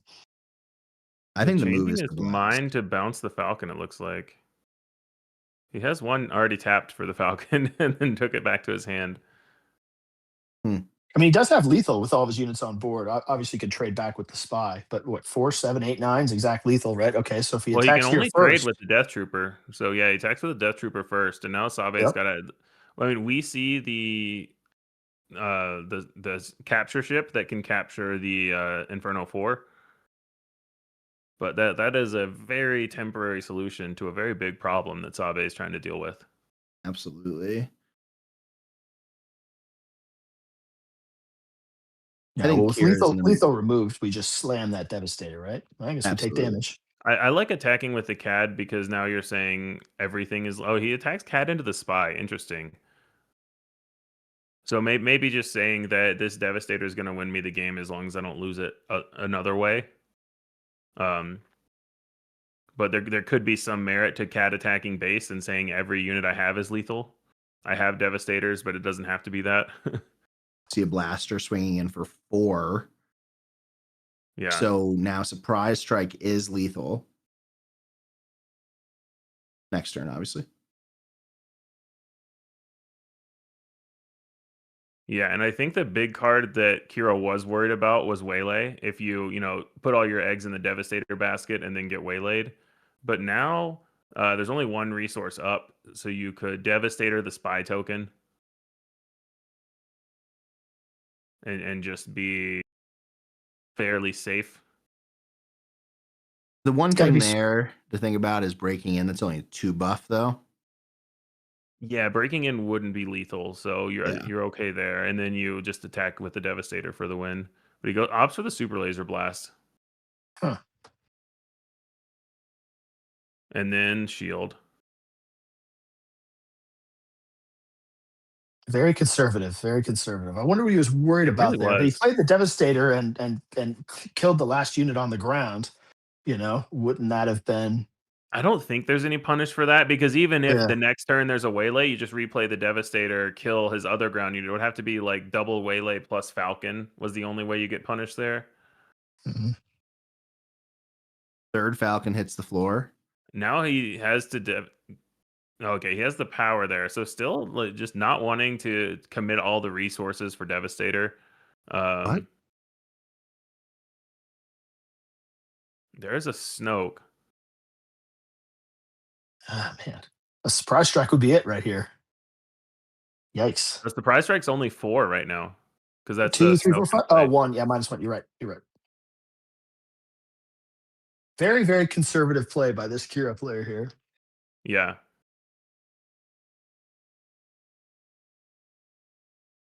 Not attacking, so he Well, the Snoke is lethal. The Falcon. Yes, yeah, there's the handshake. So yeah, Kira does see it out. Some very conservative, very interesting lines by both players there in terms of where the attacks went, order of cards played. But yeah, Kira takes it down, moves on to the top 4 here. Yeah, very interesting deck. Obviously, we saw that judge call earlier in game 2. Glad to see that didn't have a massive impact and influence on these results here. Great set of games from what we saw as we joined late. But Sabayello having a great day, great pilot, some really interesting tech. That Impropriety Among Thieves is going to be I love it. Yeah, because you water cooler this week. Yeah, you get initiative and you say, I trade my little ship for your big ship. I love that. Yeah. And to be fair, right, like everybody, no one knows the exact details of every card, especially when we're talking about a seldomly played double yellow card that literally no one ever plays. So you can't really put too much pressure on yourself and give yourself too hard of a time from that perspective. Yeah, definitely. It's kind of just like early Change of Heart, right? Change of Heart's always been a very effective card throughout the history of the game. But this one comes out 2 turns faster.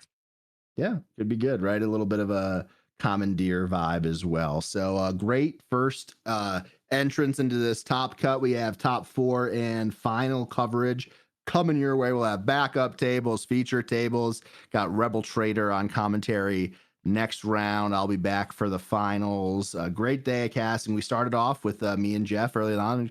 Really appreciated you to come hang out and fill in for me as I had a little something pop up. Great day overall, and I'm excited to see how this PQ ends up at Boars Hat Gaming in Elgin, Illinois.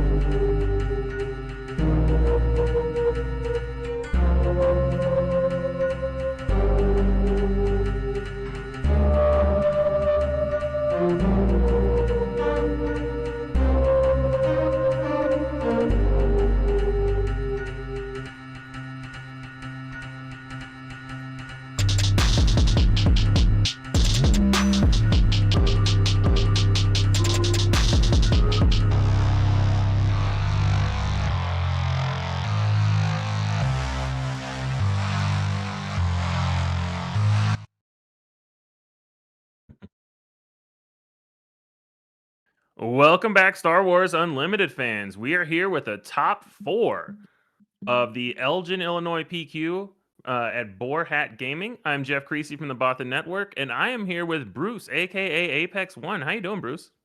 Pretty good, man. Thanks for letting me come on, bro. Uh, looks like it's been a pretty eventful day. I've been kind of following along as I could, and wow. Yeah.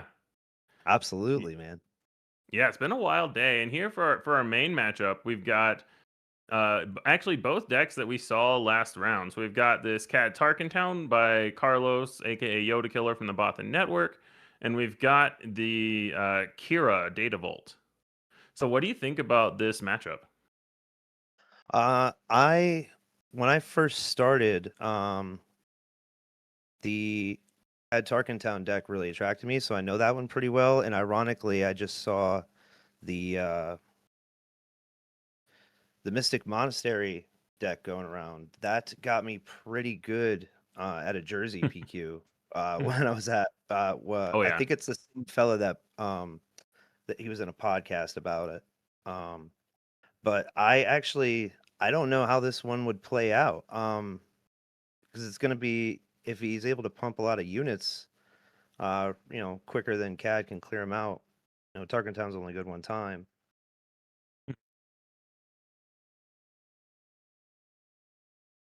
Yeah, definitely. I mean, I think that it's interesting. It'll be interesting to see if Cad can close it out before Kira kind of shuts the door with all the big drops, like a Dr. Pershing.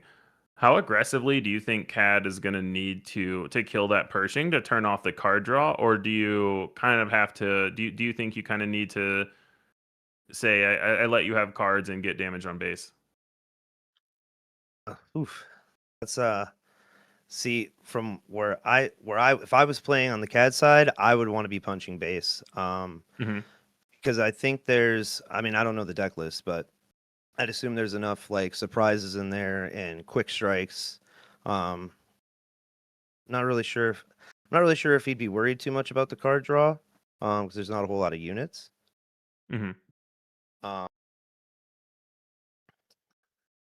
Yeah, me personally, I would just prefer to keep hitting base. Okay. Yeah. Well, we'll see how it plays out. It looks like Kira is starting with initiative. Cad is starting with initiative. But in this matchup, it doesn't. Well, with this version of Cad specifically, where you're on the double one drops, I don't think it really matters that much who has initiative. Right.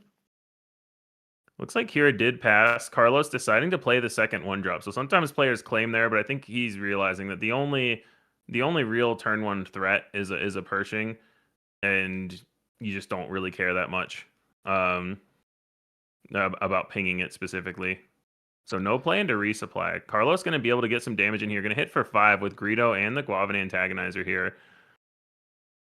And then finishing up with a Nile Marauder. Really good in this matchup. Just a 1-5 raid 3. So attacks for 4. And Kira doesn't have a great way at the moment to take advantage of only getting hit back for 1. Could become a liability a little bit on the Kira flip, but really good right now.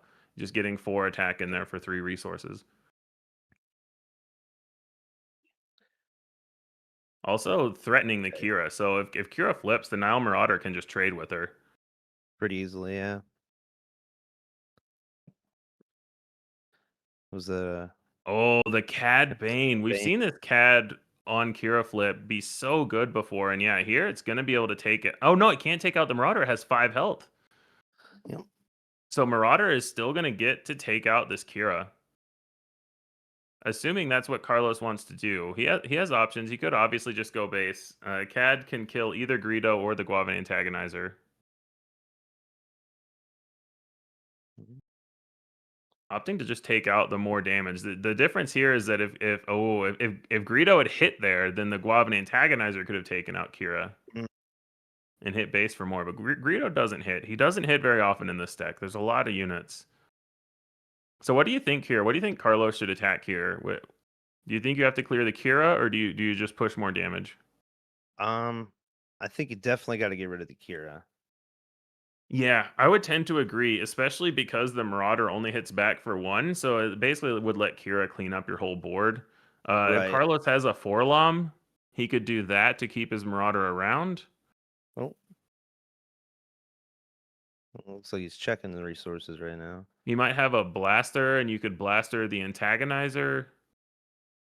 But yeah, the Nile Marauder into Kira looks pretty clean at first glance.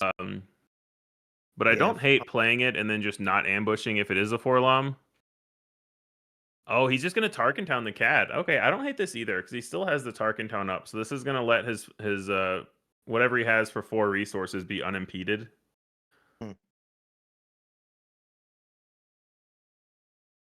Okay, yep, he had the Forlom.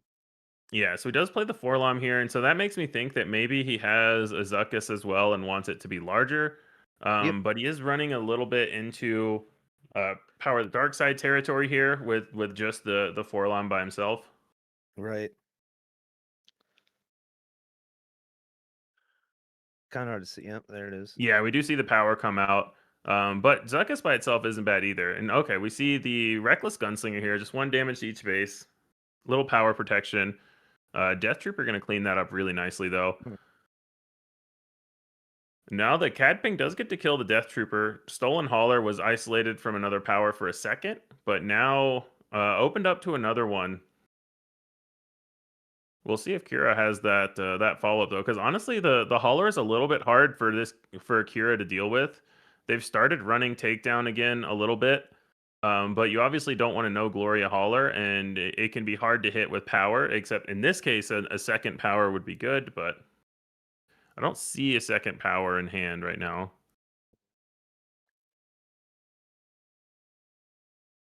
Oh, Timely, the devastating gunship. Okay, I like this a lot. So now you get 4 damage, and then you activate the Wind Plate of Gunship to say, oh, your Hauler only has 2 health left, so now it dies. So you're left with a Gunship with 4 damage on it, which hits for a lot, and a dead Hauler that you can now replay back onto your side. Yeah. Zuckuss is good there. You had to play an Underworld card that action because you can't let Kira play the Hauler and have something to absorb the pings. Right. And Carlos choosing not to flip there. So this tells me that he has some things that he wants to plot. He might have a couple of sudden ferocities or a Garandan, and he says, I want to flip my CAD when I have more resources available to pump in some damage. Yeah. Still not a whole lot. I mean, that's a good hit right there, but yeah.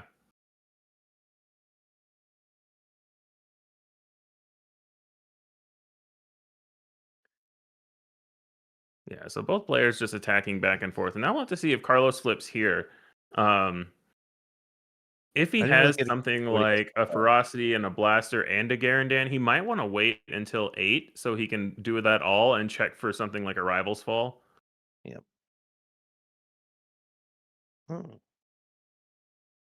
Mist Hunter here. Still going to need 1 more ping and something like the Mist Hunter attack to try to get back this Hauler. We see Vader coming out. So can he hit another Death Trooper to kill this Zuckuss outright? We've already seen 1 played.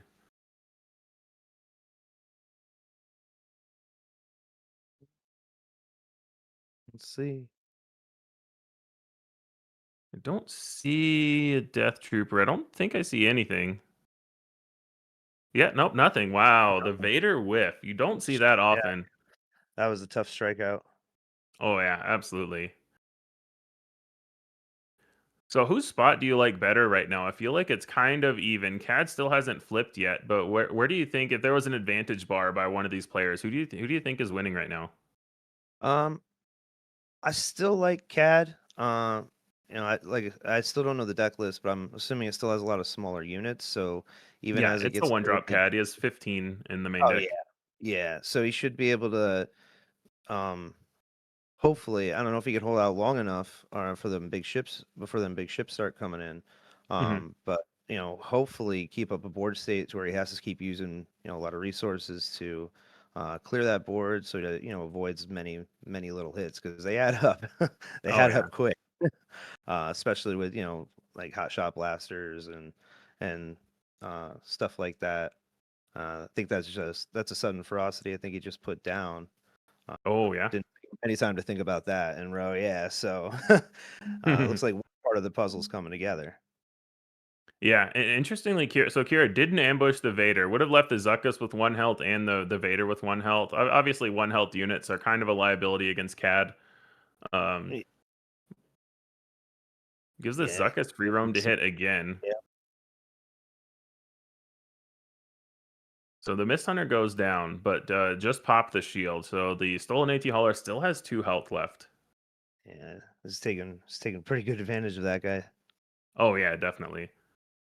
Carlos only at 7 resources, so we can't see something like a double Ferocity Garandan flip, but we could see that there are a lot of options that we could see. CAD unit is not in the main deck; it's only in the sideboard, so we won't see that here. Okay.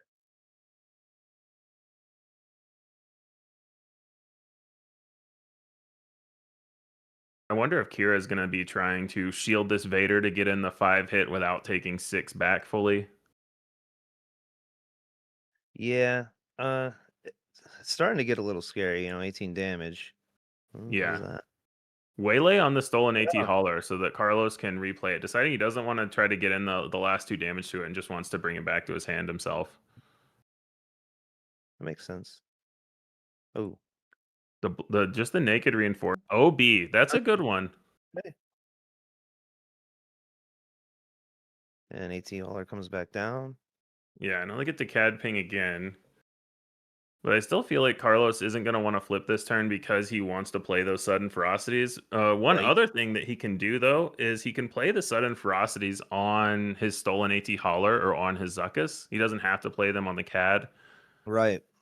For a really solid hit somewhere where he's not controlling at the moment. Yeah, because the OB right now, while it is good, it's not going to clear the whole board in one action. He might OB or just attack into the Zuckuss and then OB to kill the Hauler.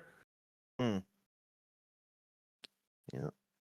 This could be the time to flip here, though. Just going in for 4, I like that too. So I was gonna say he could flip and an OB. He would have to OB the reinforcement walker to kill CAD, and the Hauler gets in. 21. Yeah, I like this a lot. Just poking and prodding, saying you have to do something. You have to spend your resources. I need to know if you have 5 up for an OB or 6 up for a rival's fault. So Carlos is playing the 3 ones. Oh. Devastator is tough here. Because this kind of frees Carlos up to flip this turn. He might flip now. And the OB is going to hurt next turn. But right now, I think he's going to get in a big hit here. Yeah, double sudden ferocity out.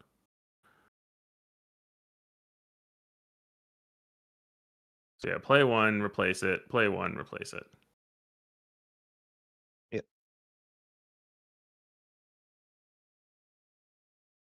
So this is going to hit for 10. OB is going to clear the board, though. Yeah, it just puts a lot more still keeps applying the pressure, but then we still got some big units out. This might be. I think Carlos loses this turn, though, because the OB on Devastator kills everything, and then there's more than 15 damage on board for Kira. So it looks like with the OB that we've seen.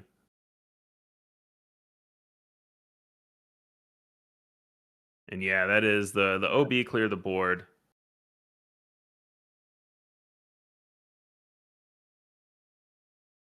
Looks like that's definitely going to be. Yeah, Carlos is dead just to the space arena right now. Yeah. So if he has another Waylay or No Good to Me Dead for this Devastator, just doesn't look like he's still dead. He'd have to have 2 pieces of interaction. Because Forlom killed a reinforcement walker. But now both of these other units are lethal. Because he takes 12 here. If it was only 10, then the Hauler wouldn't be lethal. But yeah. Yeah, going to game 2 here. So I think well played by Kira. It looked like Carlos had an opening there, but that OB really slamming the door shut. Yeah, it took everything right off the table. Mm-hmm. Do wonder. I didn't. I thought he was going to hold out little bit longer. Like you had mentioned, a little bit longer for that flip. Yeah. I guess you're right. That was like the one time where he was probably going to get the damage in before, and then try to get something to take care of what just came down. Yeah. Trying to look through the list to see what this Kira has in the sideboard. So this Kira is very tech for control. We see Bounty Hunter's Crew in the main deck along with a restock. So a lot of dead cards that are coming out. There's one Snoke main deck, a second one in the board. Would imagine those come in. Absolutely. But yeah, I think only two Darth Vaders in the deck and 3 Timelies. But I think a lot of this comes down to can they flip with Cad Bane? We saw the Nile Marauder was really good against that. Super cool. But it's just such a big difference for Kira when they flip with it versus without it. Cad Bane gets access to some more top end. This is where you want to bring in like your sneak attack devastators so that you can try to wait for Kira to tap out for something that isn't a large space sentinel and say, okay, I can deal 12 damage with this sneak attack devastator, or sorry, 13 damage. No problem. Yeah, so a lot of bursts coming in, but the problem is this Cad Bane deck doesn't have a lot of card draw, so it's not very consistent. But when it lines up, it's a lot of damage. Yeah, if you get it.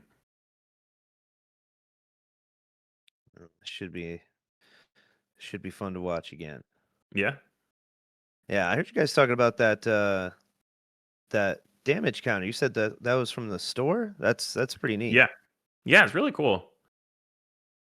I was trying to tell my buddy what it looked like. I was like, it almost looks like Apple made it. Yeah, right. It's the new Apple Square. Yeah.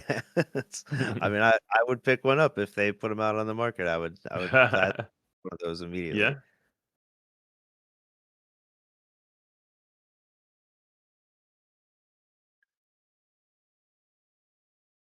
So what do you think Carlos needs to do differently in this game too to bring it back? Do you think he needs to just go a little bit faster, or does he need to get a little bit more top end out of the board and find a little bit more of a heavy hitter? A heavy hitter will help close the game in a little faster. It's hard to say.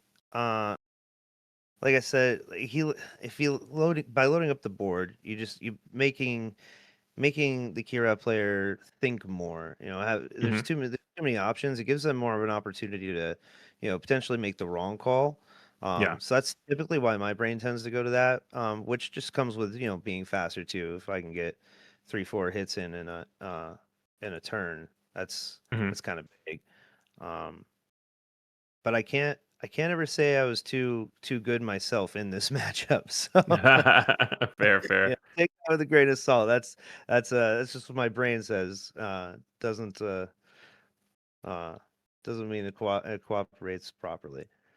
Yeah, we see the Pershing start from Kira and then into 2-3-1s from Carlos. This is exactly what both players want to start.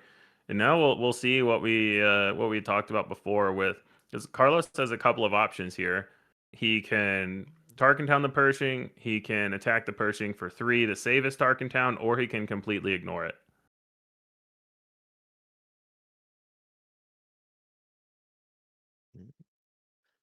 Looks like He goes 3 to base here. I mean, he still has all the options. He could still attack the Pershing with Greedo potentially. And yeah, so he does say that. I like this a lot. I think you have to get the card draw off the table, and it's nice to save your Tarkin Town for something else. Could be a devastating gunship or some other unit that you want to be able to kill. Yeah, that does make a lot more sense. That means that there's not going to be a Kira flip into CAD, which is nice to know. That's definitely good to know. Yeah, so Kira killing their own super laser tech, saying, "Fine, you won't do it. I'll do it myself." Yep. Now this might be where the pass game comes in, because Kira doesn't want her Kira just to die. Carlos hasn't spent any resources yet, so probably at least play a guy. And it wouldn't surprise me if this Nile Marauder just doesn't attack because you don't want to give Kira a free flip. Absolutely. If he attacks with it, that signals to me that he has a forlom that he's totally fine trading into the Kira. So we might Absolutely. see another pass even if he attacks this Nile Marauder into base. Really interesting options here at the end of this turn. Okay. Maybe he has it. Carlos took the deliberation. Now Kira takes the deliberation. It's one of the reasons I like the extended time in Top Cut because these decisions really matter a lot. Oh, no, I thought the camera was frozen. It's not. He's just thinking. He's really pondering this one. Okay, he claims. Interesting to claim instead of pass there. You might be able to bait Carlos into not playing something. Carlos might also just not have anything. Yeah, we see just a reckless gunslinger here anyway. So not the strongest of 4 resource turns, but his first 2 turns were so good that it's still, probably fine. Build up, yeah. Without wasting an ambush in hand. Yeah. Yeah, he might have had the Forlom and still just want to save it because the Forlom will die to the Kira CAD combination. Absolutely. So he might just be saying, all right, if he's not flipping Kira, he's waiting until next turn to try to get something, so I'm just not going to give him a good target for it. Yes, sir. Kira's the one that has to do something because this is a lot of damage coming in. Oh. Vader, you really need to find something like a Death Trooper here to take one of these 3-1s off the board. You at least get to kill the Nile Marauder. He does find the Death Trooper.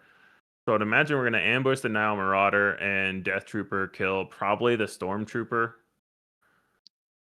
Just in case Greedo hits. Absolutely.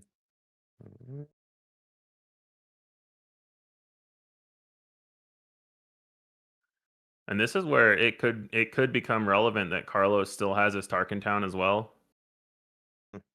True. Very true. Yeah, he puts both damage on Vader. So if Carlos just plays an Underworld unit, you might force the Kira flip. But Kira is uncontested without the Marauder anyway. So yeah, and the Death Trooper does take out the Death Star Stormtrooper. So not leaving anything to chance with the Greedo attack. I definitely agree with that. Because if Greedo were to hit, you could just hit and Tarkin Town the Vader now before Kira gets the chance to flip and heal it back up. We got some more thinking. Yeah.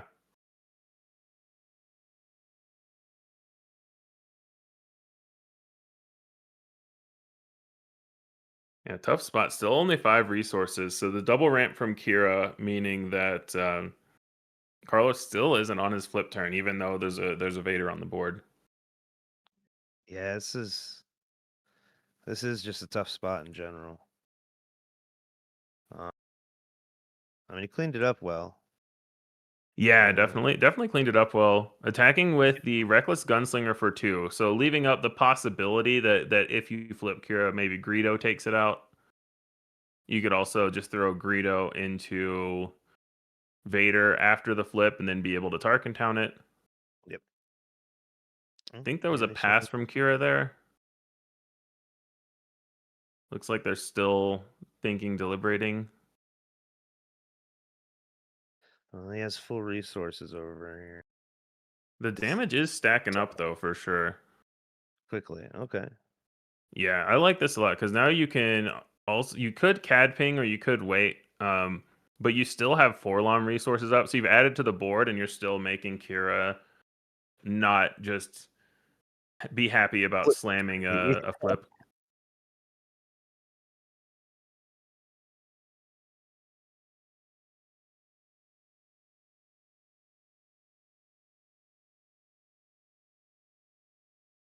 A lot of thought going into this. Yeah.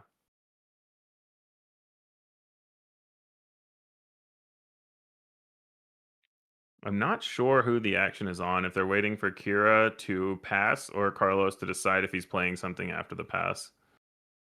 I think Okay. Kira might have claimed. Yeah, the claim there is it really lets Carlos clean up this board. If it was a claim, because now you get to Tarkentown the Vader to finish it off, and Kira can't flip. So Yep. yeah, so Kira there was really scared, I guess, of CAD claiming if they passed, and really got punished. So the Forlom was pretty telegraphed, and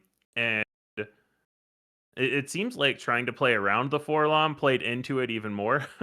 Yeah. Yeah, it did not work out. And she was just held hostage. Yeah, this is looking pretty good over here for Carlos. Yeah, even if you Kira into CAD, that just kills the Forlom. You're still going to get in at least 5 damage if Kira gets to clean up another unit before they both attack, and CAD Right. still gets to flip this turn. Ugh. So we're at a point if we're in another, double sudden ferocity or sudden ferocity plus blaster type situation, I think Carlos might be able to close it out very quickly. Absolutely. We It could was be Hero's action, yeah. Yeah, so Kira's Oh, they're both deciding on their resource. Kira should be at 8, so in super laser blast range. And if you have it, you might just have to fire that off. It looks like that's we get Yep. the super laser blast. And the problem with CAD versus Kira here is if you flip CAD first, Kira gets to kill it. So Yep. CAD can get one attack off. Looks like his damage counter is dead. Yeah, I think it turned itself off. It was at 19. 19, But yep. yeah, it might have just died completely. So that we may have a brief break. Yeah, so they're just bringing another one. So yeah, he was at 19, he's still at 19. So the damage numbers stayed the same. Perfect.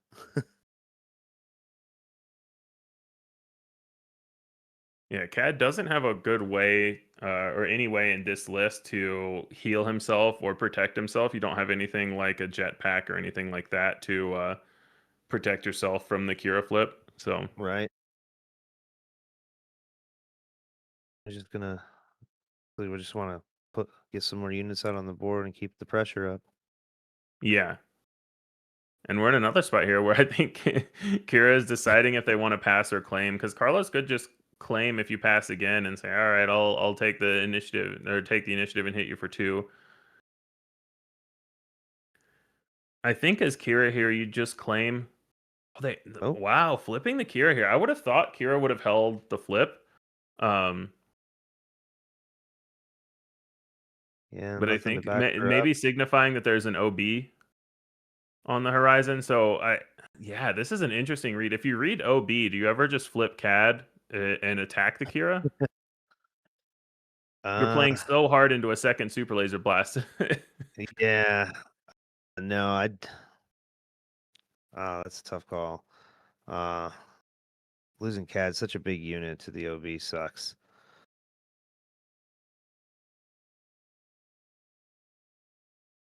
He's got him Well, up if to 20. you can't flip CAD right now, get because if you flip CAD now, Kira attacks the CAD. Well, Kira attacks the CAD, and then you just claim and you kill right. Kira with the Reckless Gunslinger. So if you're worried about exactly OB, you can play around that. I think Carlos claimed, and Kira kills the Reckless Gunslinger.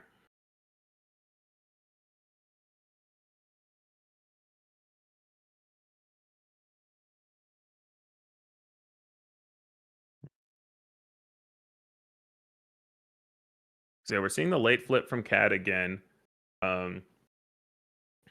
But really still has 13 damage to do. So not that close to the finish line. Yeah, Boba just cleaning up the Kira now. So you're safe from OB, but now you're more open to your Power of the Dark Side type effects.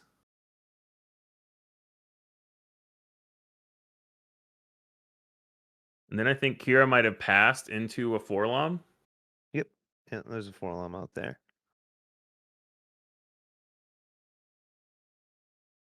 Kira's really trying to figure out. Yep. No glory on the Forlom. but still 3 up. So you still have to worry about a power. But I would be shocked if Carlos flipped here anyway, because he wants to spend his resources on the plot cards, and he's shown in game 1 that he's fine just flipping later, and when he has a chance to make sure his flip is very impactful. Absolutely. Oh.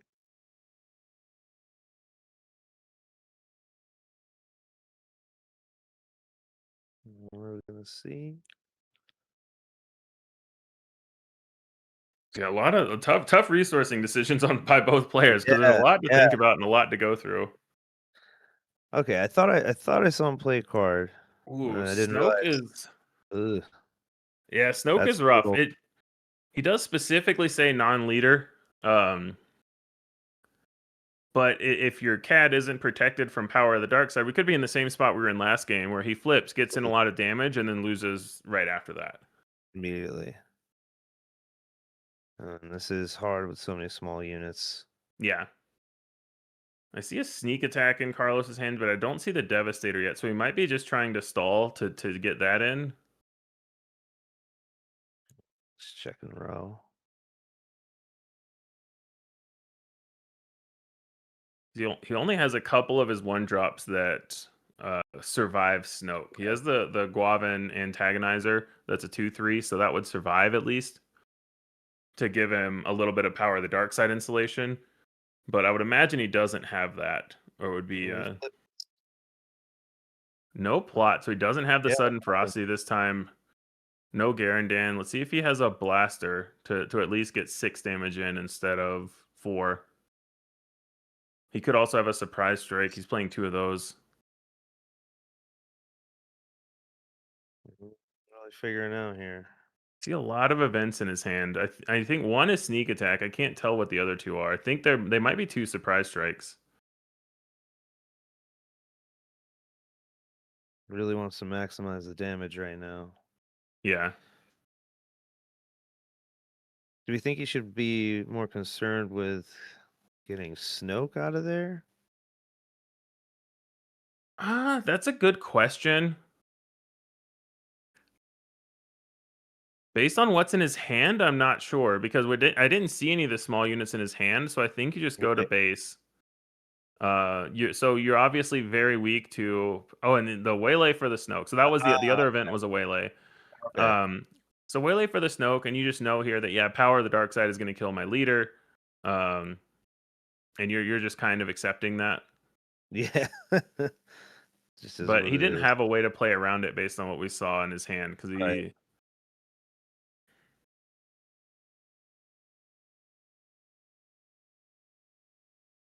And he might have also had a hotshot blaster, and he might have been debating if it was better to blaster or surprise strike plus waylay. Yeah, I think the waylay was definitely right. Yeah. You want to make them recommit these resources, because you assume they have to do something else to kill Cad anyway, because the Snoke doesn't do it. Oh. Okay, we'll heal up. Interesting. What's this? You're just milling 6? Yeah. Oh, there goes. Oh, doesn't matter. He's already out. So he sees the second surprise strike. So now he knows there's no more surprise strikes, because the player saw the list. So if he was keeping track, he knows that Carlos is out of surprise strikes. So when you're doing the math, you don't have to worry about that. But it's interesting here to just do the heal 5. Oh, we do have the hot shot though. Yeah. So I think Carlos is very surprised that his CAD has lived to attack twice. Agreed. Honestly, I am too. Same. And Kira claims. Regroup.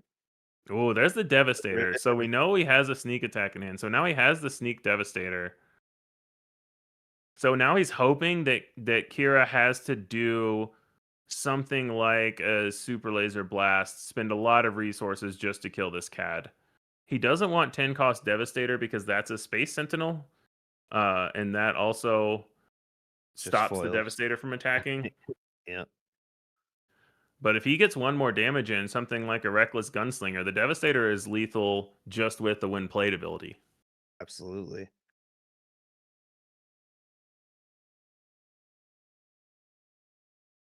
think we saw them resource already. Carlos deciding if he wants to resource up to 7. If he doesn't, he can't Devastator this turn because the Sneak Devastator is still 7 resources. Oh, no, sorry. He is at 7. Oh, another Vigilance. The Vigilance heal mill again. He's making sure. Well, he's healing 5, but then taking 6. So now this Devastator is lethal whenever it comes down. So if Carlos attacks here, there has to be another heal, or Sneak Devastator kills him with the 4 indirect damage. We got another life counter down. The less relevant life counter is down though. Yeah, fair. 100%. Yeah. He could play another blaster here. Yep.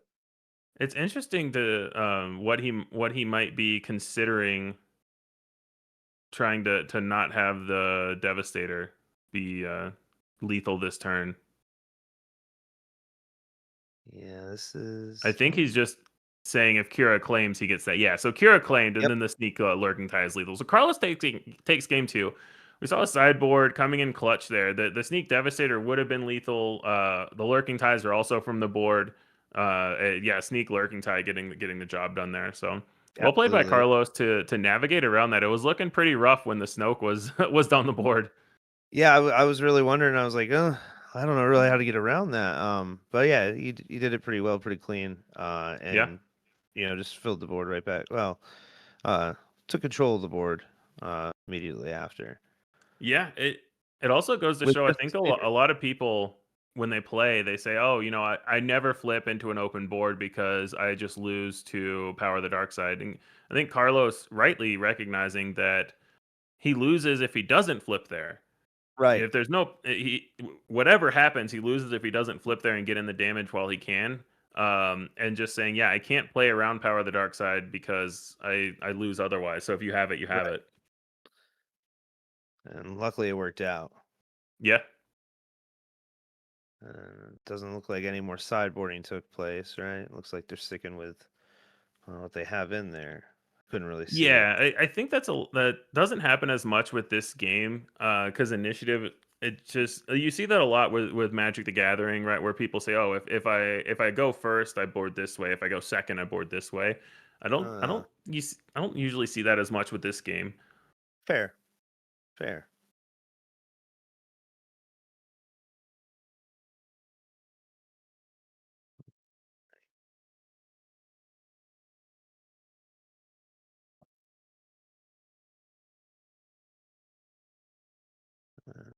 Both life counters yeah. So yeah, from Cad's side, we'll have to see if he can get off to as good of a start as he did again. Just 6 power on turn 1 into the Marauder on turn 2, just constantly threatening the Kira flip. And from Kira's side, we'll have to see that. I mean, they went Pershing into resupply, but they didn't have the best follow up after that. Right. Yeah, and they didn't have the best Kira flip, so we'll have to see if they can. Let's see if they can clean up the mid game a little bit.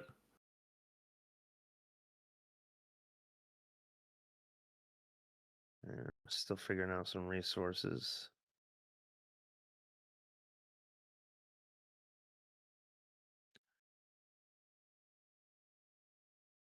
Yeah, early decisions are pretty pivotal. Absolutely. The CAD has to get off to a good start here, I think.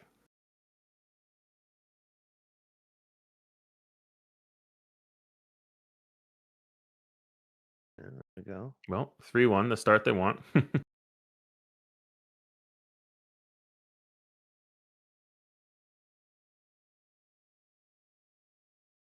Ready with an Loopee. Does he like what's on top? Keeps both on top. Okay. Interesting.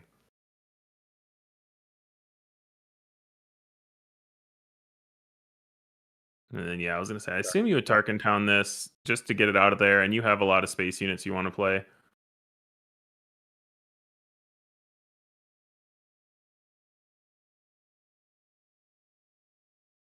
That was a quick decision. Into the resupply. So similar start from Kira that we've seen before. Now, does Carlos have the Nile Marauder? No, he goes with the Mist Hunter.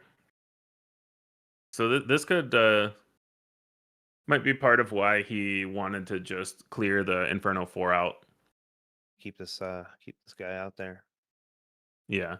It's also kind of tempting when your opponent keeps both cards on top because you know that they're not changing, they're not getting any new better cards.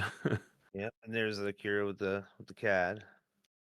Yeah, Kira with the CAD, only doing 1 damage to Carlos's remaining units because the Mist Hunter gets 2 damage on it and then dies to the CAD. But with no Nile Marauder, now he's gonna need to get a Forlom to kill this. Yeah, we do see the Forlom, and then CAD ping after to get 1 on the CAD Bane.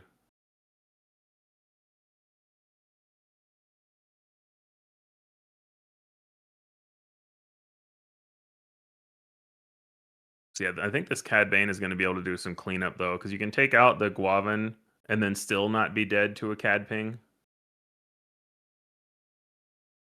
So I think this the Kira side Cad Bane might be able to put in some work to stabilize.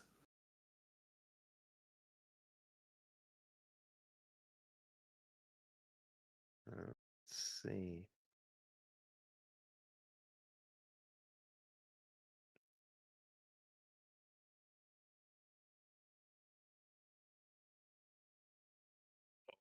Straight into the OB. So doing work, clearing everything, it seems. And then, yeah, drawing a card from the Guavin bounty. Now this puts Carlos. There's resources there. Let's see, a surprise strike on punishing ones. Yeah, there's the Reckless Gunslinger. Looked like there might have been another one in there. I don't know.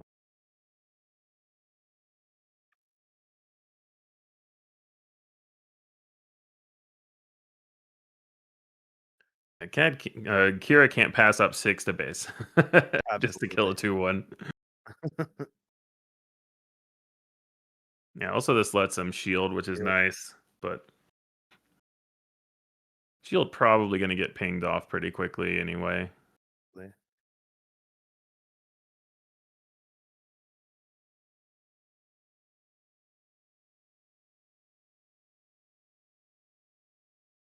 This is where something like a McClunky could be good, where McClunky pings the shield and then CAD kills the CAD unit before anything else happens.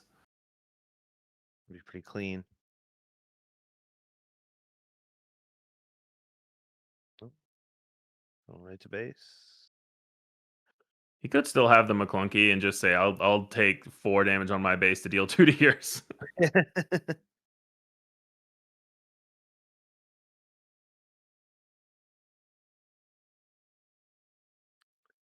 But yeah, interesting lines here.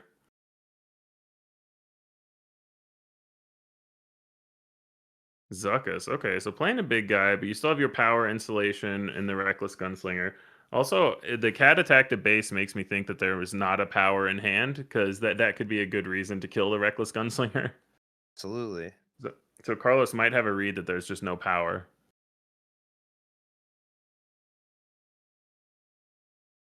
And now he can just start with any Underworld card to kill CAD.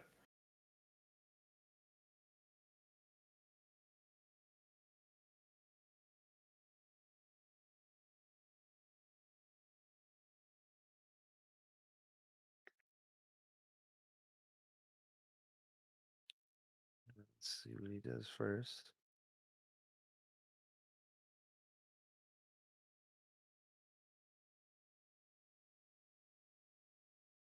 So CAD at 7. CAD has not flipped. And Kira has. So yeah, Stolen Hauler, CAD ping to clear the CAD Bane unit. Get another. Then we see a Snoke come down for 8. So we're in another spot here where he could take this as a sign to flip CAD and get in some damage. He might be worried about the Super Laser Blast follow-up. But I think you're also at 11 and you only have 25, so I think you can't afford to not flip here. Yeah. Now, does he have the sudden ferocity? It looks like he does. That's going to be big. Leader and the Stolen Hauler. I mean, it's looking pretty deadly. We are pushing it. Yeah. And he did have a second one in the sideboard that I'm assuming is probably in. Might be worth it. Oh, another Rivals Fall. That's okay. huge. Even That's better. huge. Yeah.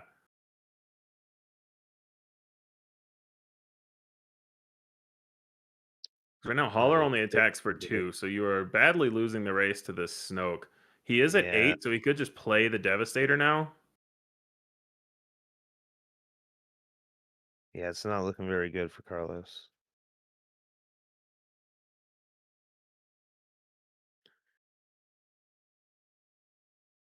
Even with the Sneak Devastator, that's only 11.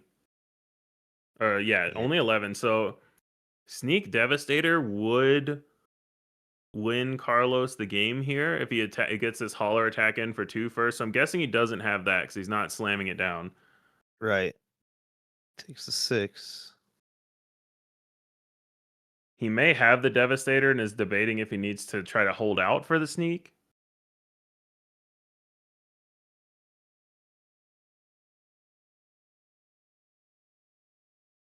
Can't see exactly what's in his hand. I see a Sneak attack there. There's a Sneak Devastator. Is there an answer here? We see resources getting quickly tapped, but this is lethal on board if Kira doesn't have an answer right now. 4 damage indirect. The Devastator attacks for 7, taking you to exactly 33.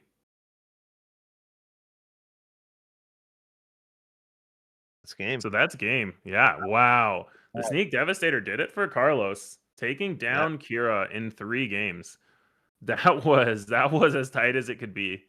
I mean, wow, though. It was nice to watch. Oh, absolutely. It's really cool seeing CAD come back in and really kind of do its thing.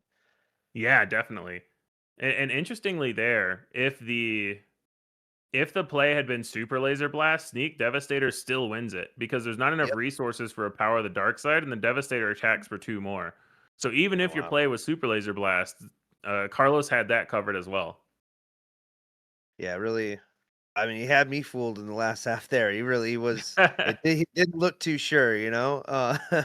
Yeah. So I was definitely feeling like a secondhand anxiety, like, oh man, what are we gonna do, bud? We're drowning a little bit. So it was really cool. I think they both played a pretty good game. There, like you said, there were a couple of weird lines. But yeah, who am I to say anything?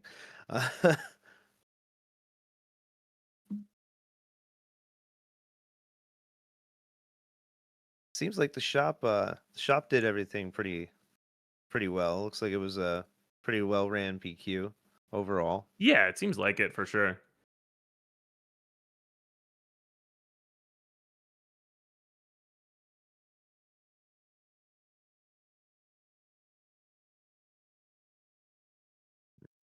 That is a nice showcase though.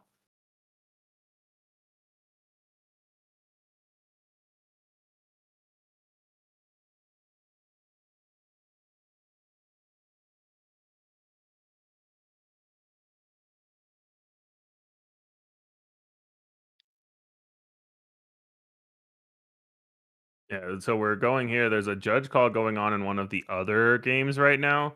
So we're looking at potentially getting a backup, but we're dealing with an ongoing judge call now about crate dragons and condemns and everything. So that's a fun one that apparently the judges are trying to figure out themselves.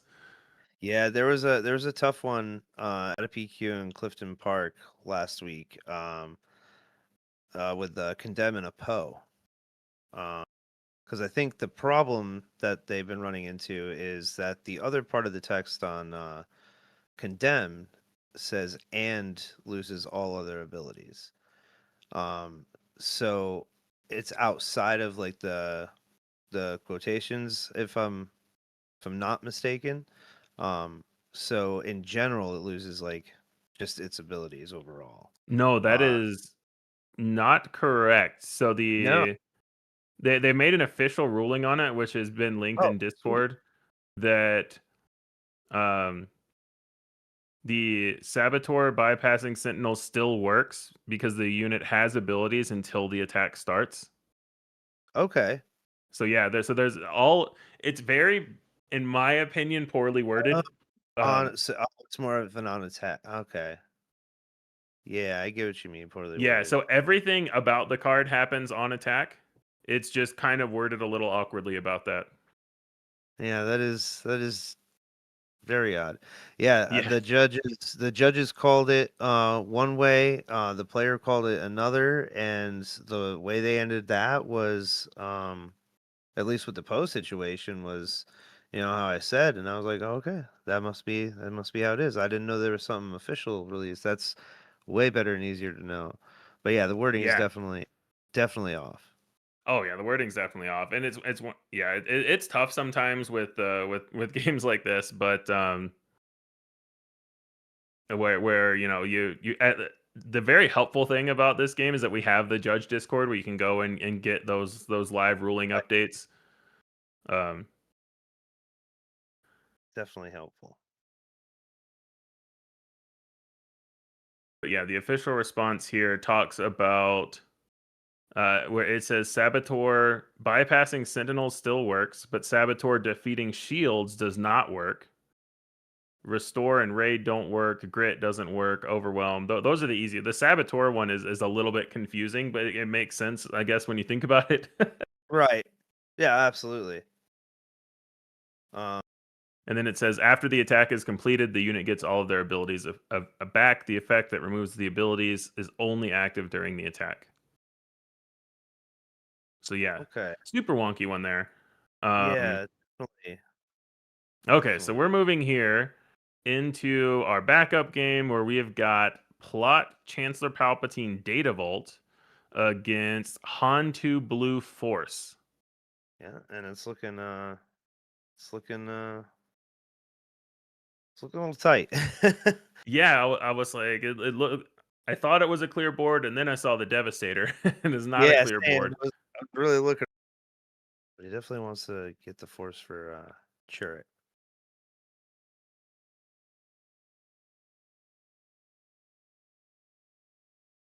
Yeah, I'm curious. In this case, just a vanilla 5 attack unit, but still not bad. Yeah, especially looking at 24. Then we got did he Now smuggle him? 27. So smuggled Cassian coming in for 3 more. So there's lethal on the board this turn, but I would imagine this Chancellor has got a lot of options here. I think I see a Sly More in hand, which would reduce 4 of that damage. Probably a lot of other removal spells. I'm not sure what game we're on right now. A little bit of a turnaround game too. Laser Blast.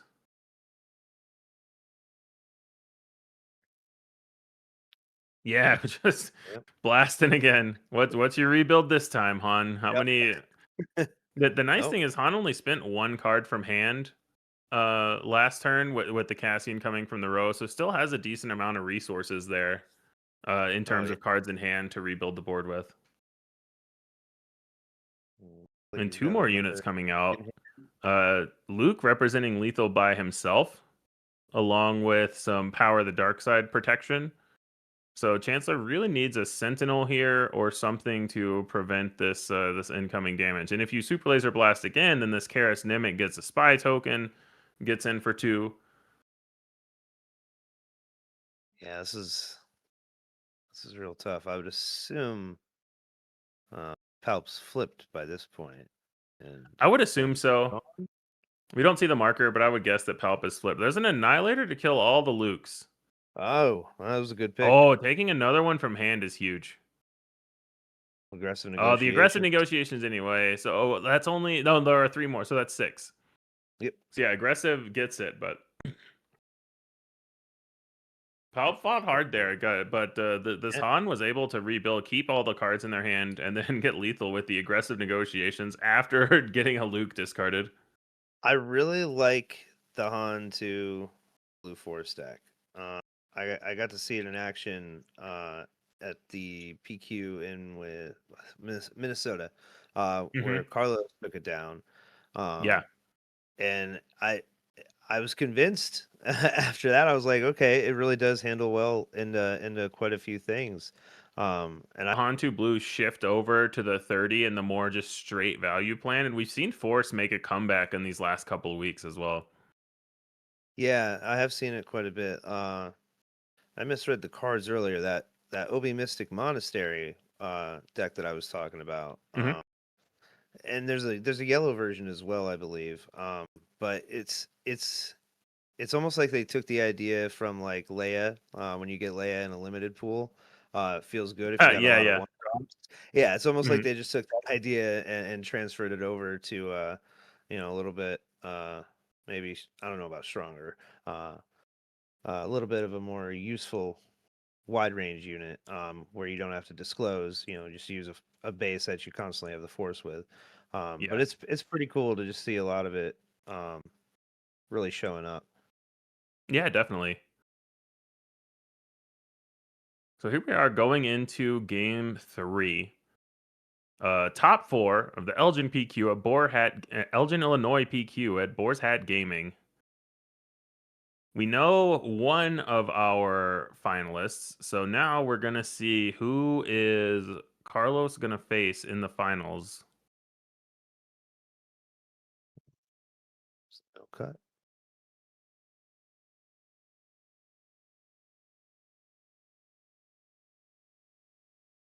Kind of hard to see his hand.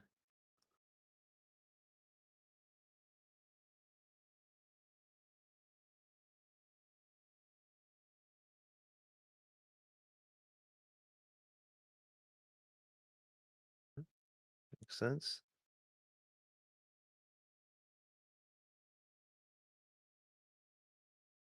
Yeah, so Hantu starting with the Force unit. A lot of these, I don't know about the Data Vault version, but a lot of these Chancellor Palpatine decks are running literal 0 turn 1 plays, where their only turn 1 option is activate Chancellor to draw a card.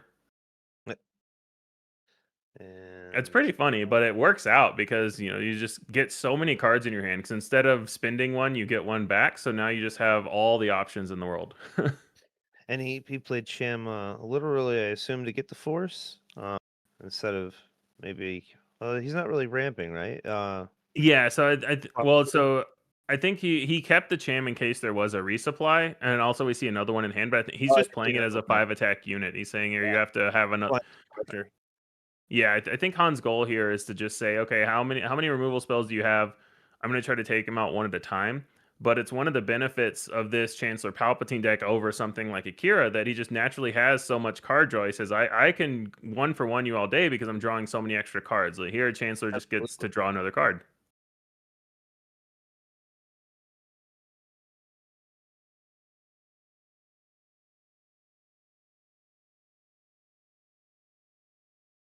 See what he gets. Some of these decks, especially the green ones, yeah, we see him. I was about to say some of these decks, and especially the green ones, are running really low on plot cards. So you do have a non-zero miss percentage here, and we just saw it there. It goes back to the deck construction, and it's there are mono blue versions with Colossus that play a lot more plot cards generally. I think a lot of the green lists, I haven't seen this one specifically, but a lot of the green lists only run about 9 plot cards.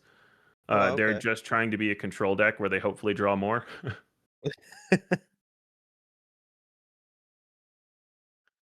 But yeah, we see a full grip of cards here. Oh yeah. There is the Uh, resupply. well, after 2 champs come yeah. out, Han 2 has got to be fuming about this. Yeah, it definitely feels bad. You missed the chance. But we're Now, still is cheating. Chancellor going to find a plot card this time? Did he? Was there 5 or 6 cards in there? But either way, I think I saw a plot Palpatine uh, in that pile of cards there. Well, I He has think that definitely has is multiple options because he's deciding which one to take based on what he already has.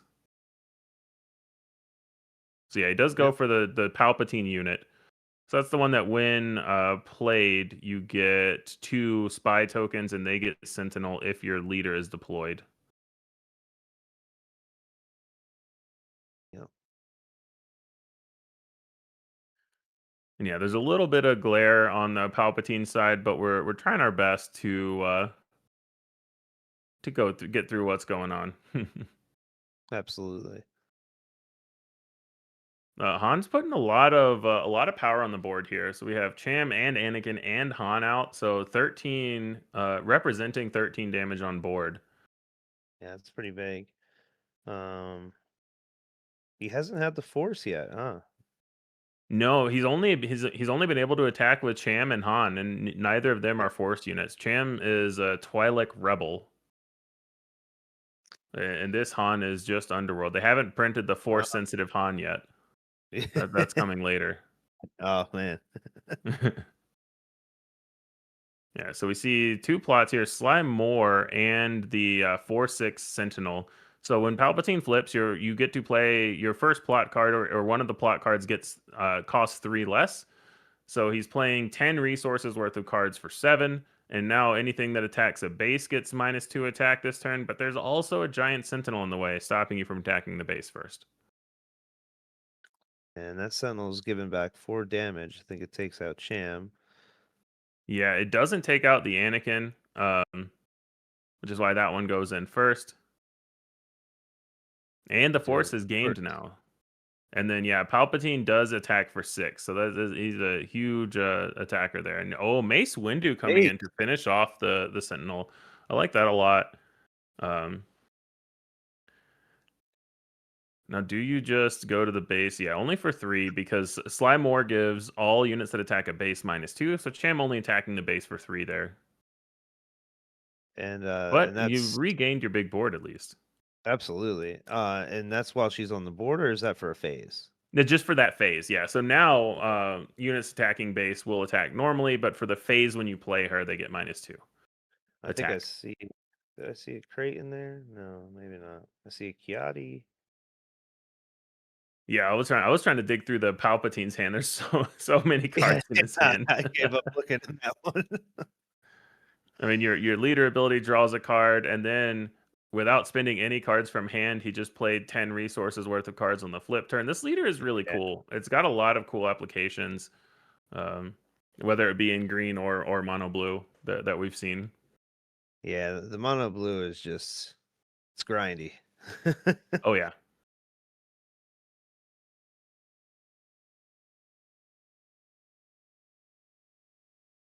To a lot of tough decisions. Both players have a lot of cards in hand, so there are a lot of decisions to make anyway. Is this looks like a super laser blast? Yeah.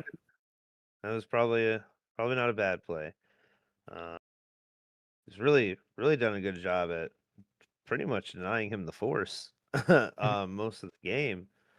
That would have helped with Kiadi right there. Yeah, we just saw Kiadi just go down as a 4/4, no force to draw cards, and I think that's the reason for the blast there. Just try to say I'm the only one that gets a bunch of cards in this game. Yeah. Ah, man, that's unfortunate. It's not looking too hot. Oh, I do see a crate in hand. But yeah, that can help. Yeah, I think you want to try to get in more. I mean, you can get the force here first, especially after they've already spent all their resources. Yeah, absolutely. He just throws the crate down. Interesting. My first thought was to attack with Kiadi first, because the big potential there is Power of the Dark Side, where you're sacking the Kiadi anyway. Yep. But no response, so didn't matter in the end. Yeah, I don't know if it's really gonna hurt him all that much to take care of that crate dragon. He's kind of lower on health. Yeah, I mean, he's got. I can try to look and find the deck list, because I'm not sure the removal suite that this Palpatine's playing. So I'm not sure at the moment if they're on more Rivals Falls, Fell the Dragons, what their options even are in deck. Let me see if I can find the list. These lists are public now. Yeah. This is I assume it's the only Palpatine Data Vault that made it. So they have Annihilator is a very painful one. There's 3 No Glories, 2 Rivals Falls, 2 Fell the Dragons. So Rivals Fall and Fell the Dragon are the main ways that I can see. We see the No Glory there. So he takes 5 to base, but does kill the crate. Oh, he's got both. We've had 1 crate, yes. What about second crate? Second crate also gets No Gloried. Crates are not allowed any glory in this stream. Oh my gosh. But Kiadi survived it all, man. He's still Yeah, here. Kiadi's still there, and the No Glories did 10 damage to his base, so Yeah. he basically That got was in one crate attack. yeah. And now I saw him put a Cassian in the row as well. It looks like there's a Karis Nimic in hand. These Hans can actually do a cool play where you activate Han, play Karis Nimic, it dies immediately, but you get the readied spy token. Yep. Yes, sir. So it's a cool way for Han to close out the game if there's ever just 2 HP remaining on a base. Oh, they thinking. Oh, Ah, and that's huge. Well, I guess it's not that huge because you can still just sacrifice the Karis to the Avenger attack. So you're still going to be able to get your spy token. man. Yeah. Yeah, that's Cassian coming true. in for 3. And there's the third There's the crate dragon. third crate. Wow.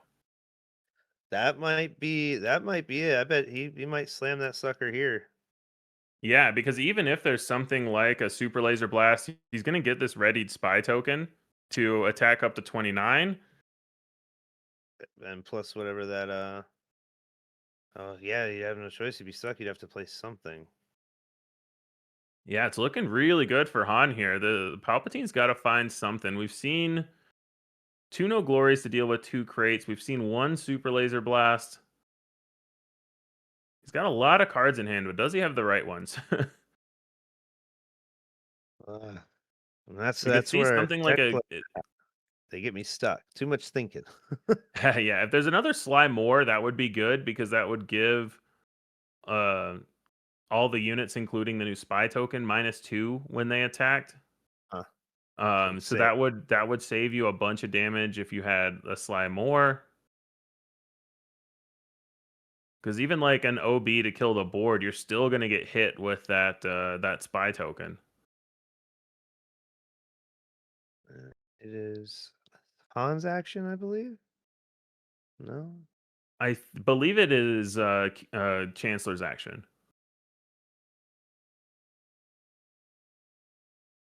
Yeah, There's definitely a lot of options. Yeah.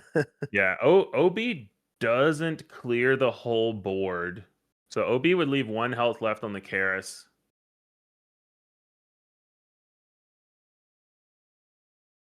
And I think I do see that. Yeah, so there is an OB there.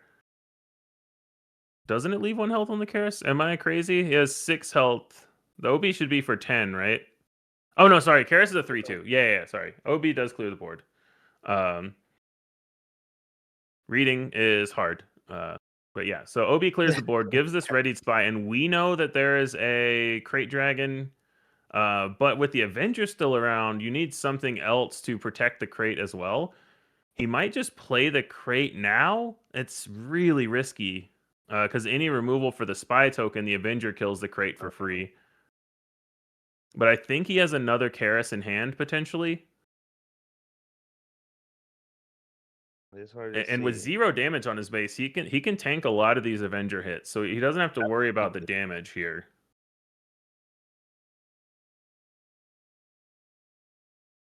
Oh Second OB, 32 damage on base. So if there's, but the Avenger still has an attack, so I think he just plays the Nimic here. Yeah, so he plays the Nimic. Now Avenger can't attack. If Avenger attacks, then he gets a readied spy token. We saw the Mace Windu before that he showed. He didn't show the Karis, so we know he has the ability to disclose to this Karis again.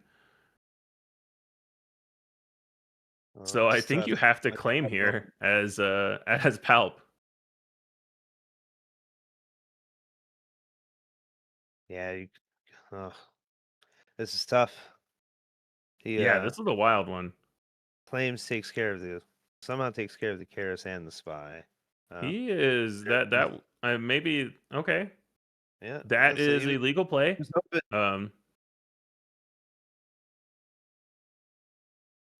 What did he do? I missed it. He attacked with Avenger. So Karis was sacrificed to the Avenger, but there was still the Mace Windu in hand that was shown before. So he shows the Mace Windu, gets the spy token, and attacks for the last 2, and Han takes it down.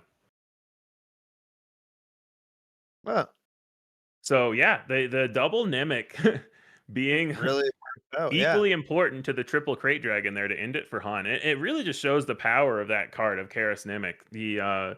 Especially in Han 2, but in any red hero deck, Karis Nimic is an amazing card that can really give these control decks fits. Yeah, it's just keeping another unit on board. Yeah. Immediately after, it's just makes it harder for them to keep up. If you can keep them on board somehow, even when he dies, we're around like a queen flip too. It just gives you that many more bodies to throw at the queen to absorb damage. Yeah, absolutely. It's just all really good card. So we now have our finals set. Our finals are going to be Han2 Blue with Micah Overly from Late Night and Blue Milk Gaming, who is going to be playing against Carlos Torres, aka Yoda Killer from the Bothan Network.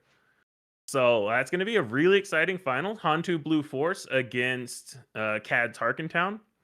Oh yeah. And while the players get set up for that, we are going to go to a short break. So I am Jeff Creasy from the Bothan Network here with Bruce.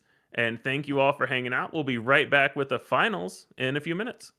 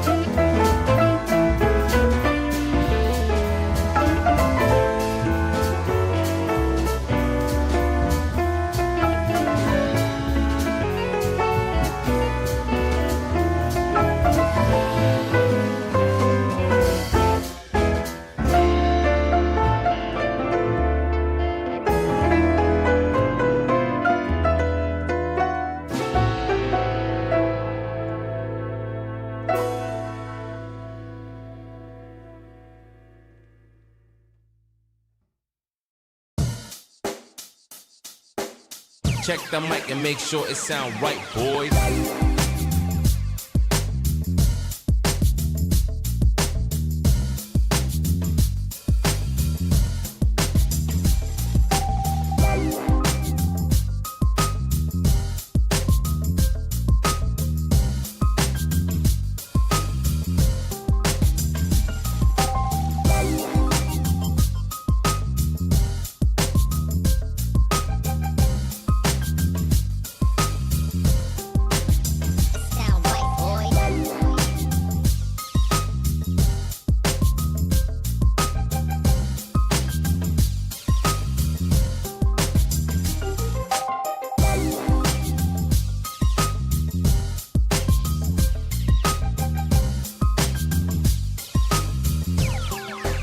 It sound right, boys.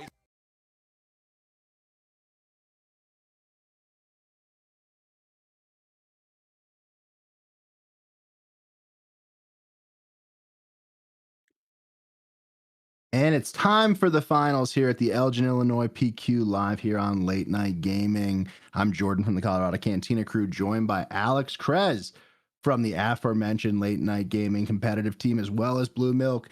Great day of games today. Excited to close it out tonight, Alex. Yeah, man, I'm glad to be here. I've been running around like a bad man behind the scenes, getting this going, so I'm really pumped. I'll do my unbiased take here, my teammate against Carlos here, but I'm really pumped. Yeah, Bruce, how are you feeling about this?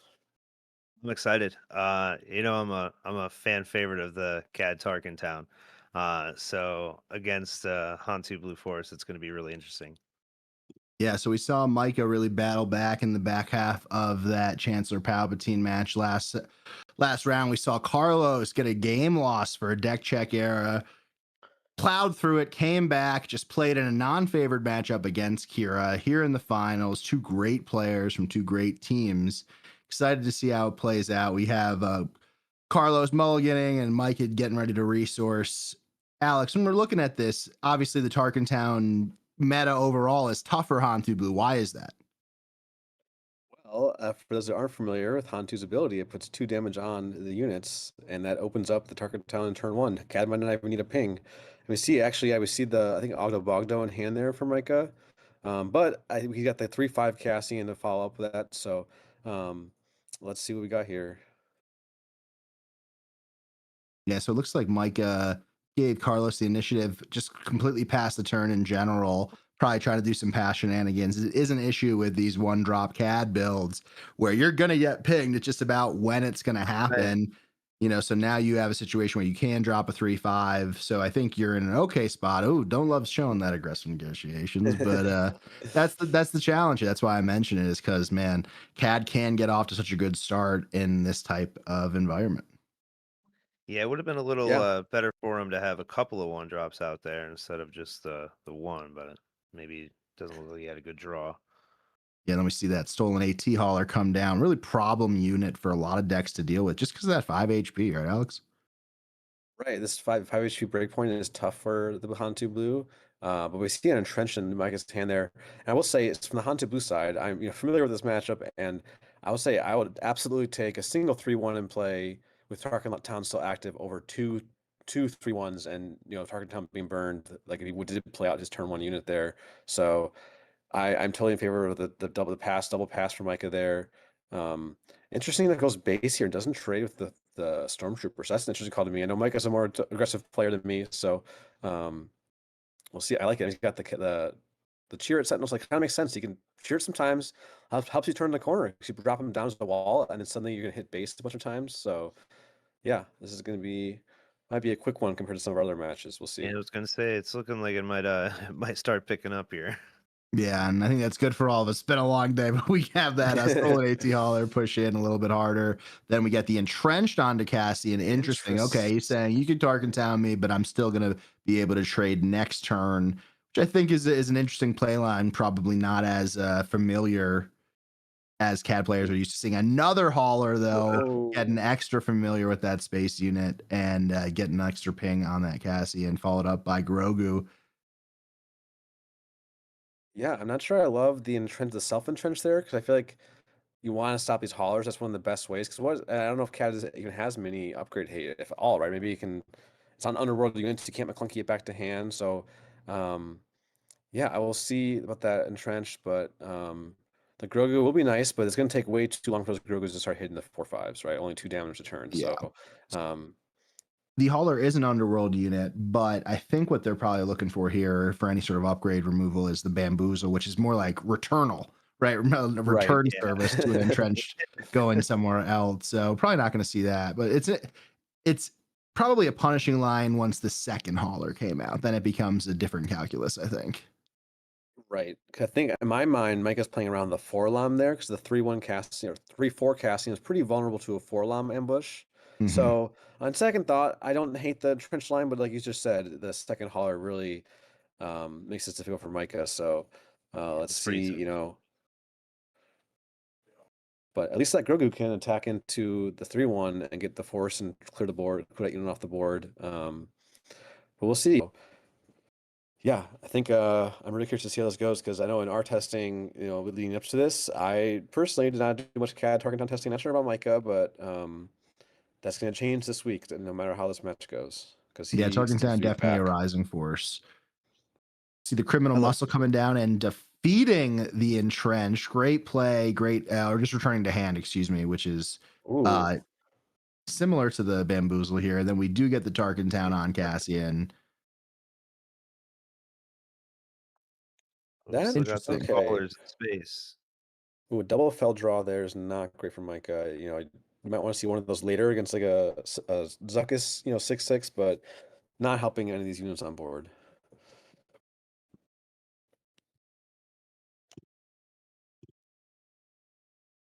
All right, let's see what we got here. I mean, if I'm a Han player, I'm starting to sweat a little bit for this game. Lone Grogu against the masses here, and personally, I think you attack into one of the 3/1s, but I guess he's setting up the Anakin proc here, but it's kind of telegraphed, right? Because now Carlos can just swing, and there's not stopping any damage. So I don't know if Micah can afford to take. What is that? 10 more damage on board right now.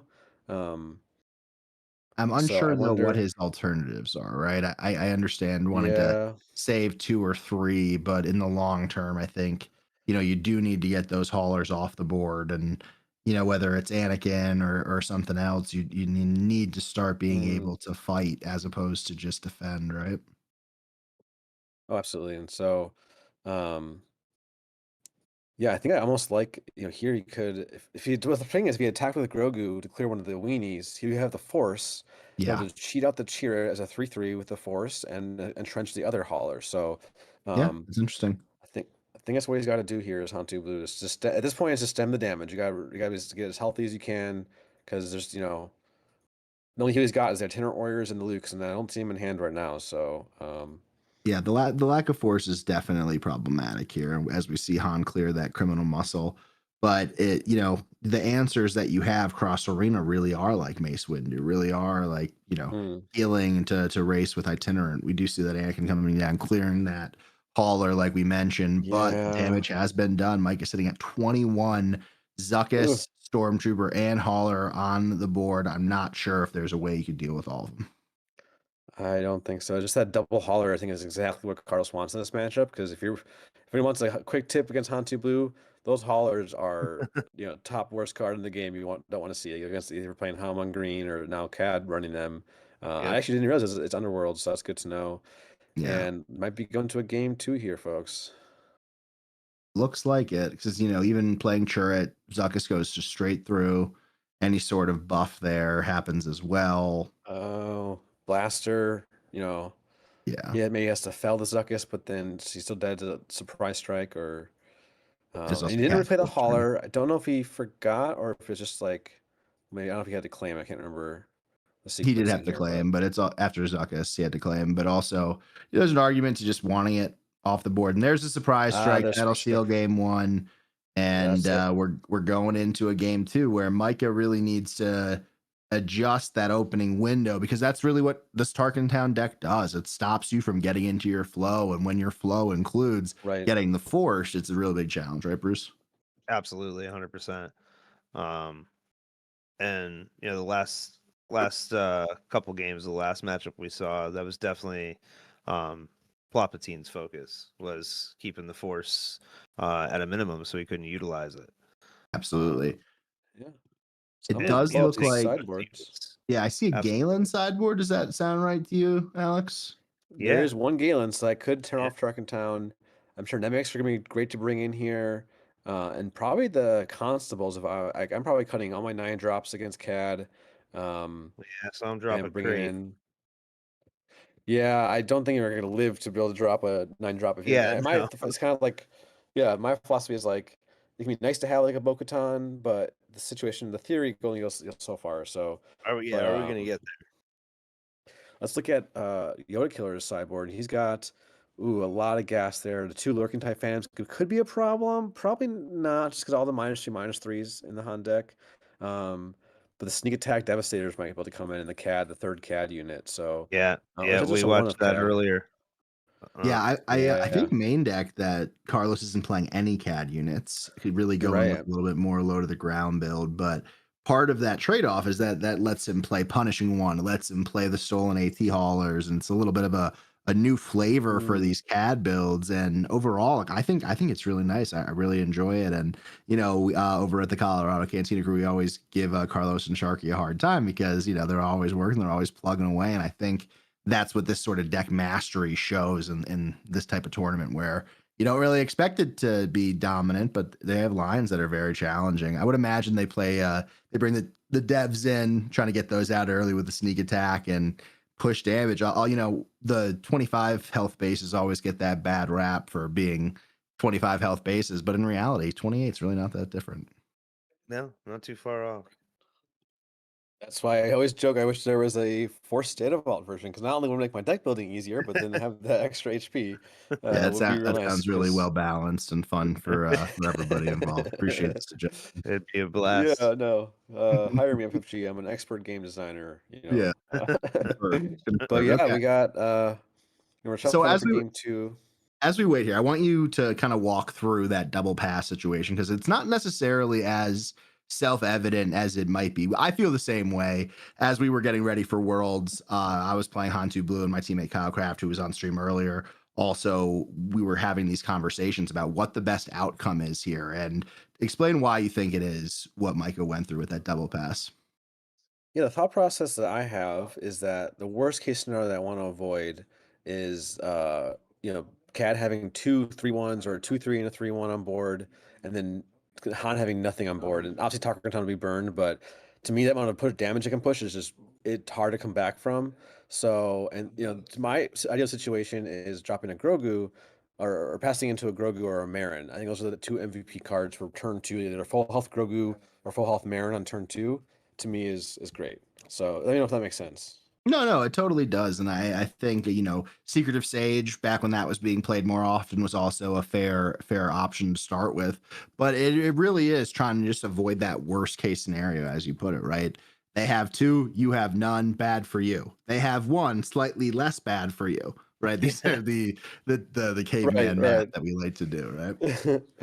Yeah, so that's where I if you follow my streams on Blue Mode Gaming, I've been really happy with the 3rd Marin. I know Micah's on 2, which definitely hurts this matchup but the kind of the flex spot there's that by only having the 2 Marins, he's on the 2 aggressive negotiations, which there's that kind of anti-synergy between the 2 cards, obviously with the discard and the cards in hand buff. So while you don't have to straight up choose between the 2, personally, I haven't missed having aggressive negotiations, but we saw in the last match that closed out his game 2 against the Palpatine. So really took it down.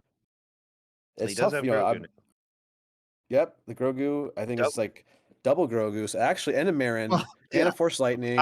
Plus Anakin, plus Poe. So this is a really, really good start. And but with the cards he has in hand, I think the line, in my opinion, has to be lead Grogu, let it get Tarkentown, slam your Marin, and then can 2-for-1 the weenies, hopefully. But we'll see here. And I didn't see what's in Carlos's hand, but is he still shuffling up, or is that? Yeah, he's still shuffling and thinking about sideboard stuff, I believe. Okay. So we got some time, but yeah, I think it's a really, very interesting dynamic, the double passings. I played 2 CAD Tarkentown in the Portland sector qualifier back in October, and obviously in last set 5. And I know one opponent was not ready for the double pass. Like, he wasn't prepared, and one of the games, plays 2 units down and let me play a Grogu without Tarkentown ping. So that I won the game almost on the spot after that. So this early turns to me are so crucial. And it's true of a lot of games with Stars Unlimited that your early turns are crucial. Just every action, every sequence is so important. I love the game. I don't know about you guys, but I love that part of the game. Oh, Mike has got to be a little, it's 2 cards in a row he dropped last game. So yeah, I think Mike is really still thinking here. He's deep in thought. I'm going to bet that he's putting down the Anakin. And that's what he's doing. He's putting back the Anakin and the Force Lightning, basically saying, I want to keep 2 Grogus to absorb pings potentially. And I also am not worried about the Anakin double proc. What's your take on that, Alex? I'll be candid. I don't fully agree, because I think with the Marin in hand, if you can get that double, it's a 3-card combo that, our teammate Carlos is not high on because it can be inconsistent, but getting it off, it can be just game winning on the on the 5 resource turning that double proc. Like if he plays that, it can kill one of those haulers like we talked about. Wouldn't take 2 actions like the Grogu's we had to last round, or last game. So yeah, we'll see. I obviously could eat my words shortly here if Micah takes this game. So I'm curious to see how it plays out. Yeah, what do you think, Bruce? Honestly, it's tough. I'm not the Hantu professional, or professional by any means. Problem is, I naturally side with the Cad Tarkin town. Wow, biased commentary here. I know. It's a problem. Yeah, so we get that that Stormtrooper played, Grogu cheated out, and then do we have a second one drop to follow up here? And we do. But based off that starting in, though, yeah, it is still going to be kind of tough. But he does get rid of it. I really hope he kept that Marin. I know Micah, he's a big fan of her personally, so I think he just stopped this is where Marin. Yeah. Okay. Oh, he has 2 of them. No, that's a mace. Excuse me. They look similar. So he kept the Poe. Interesting, they kept the Poe and second Grogu over the Force Lightning and the Anakin. But that's what I love with this deck and any deck in Star Wars Unlimited, that you can have a completely different deck. You can play different. The play different style is different. Players all have their own play style. So, I feel like I'm like 3,000 games in with the deck, and it's still fresh because each game can be different. And I think part of me is just thinking, wow, the Cad Weenie deck is so susceptible to that double proc with Anakin that maybe that's the sucker play. Maybe that's just the one you see first and you say, I want to do it. And we'll see how that plays out here. Thinking that we're going to get just a Marin played, right? I think Grogu might be a little bit slow at this point. What do you think, Alex? Right. Yeah, I think Carlos is probably thinking, or Mike is probably thinking, excuse me, if that Greedo attacks in and gets the Greedo when defeated, that's the worst case scenario here, I think. Yeah. So, but you probably just thought about whether we can pass here. I think you just slam it, and yep, there he goes. Yep. So I think is that a waylay or surprise strike in the hand of? There's the waylay. Yeah, that's waylay. Unfortunate. That's pretty backbreaking there. That's tough. So, yeah, this is where Poach me is just too slow. Yeah, and now Marin is a threat to get, and Marin and a Itinerant Warrior can just get killed by the 4-LOM ambush with the ping, unfortunately. Yeah. So this is gonna be tough. Like it's the way it's chalking up. It's Carlos is getting the exact counters to Micah's lines so far, but it's way too early. Yeah, it looked like the hand we wanted to see, right? Yeah. If Carlos he didn't have a second one drop in that hand, then which you're not guaranteed to get by any means, right? Even I don't know exactly how many ones he has, but I think it was 15. This is right. This is a tough one. I honestly think you might have to lead the Grogu here because of the hidden, like cheat out the Grogu, or even just play it at full health. But that's can you get the Force? You can heal with that Itinerant next turn. Not great, but I feel like you really got to play around the 4-LOM here, as everyone knows in set 2, right? If you're asking yourself, do they have it? They always do. And then the question also is like, I don't think it's tough because you're already at 6 and you're probably going to take 6 more this turn.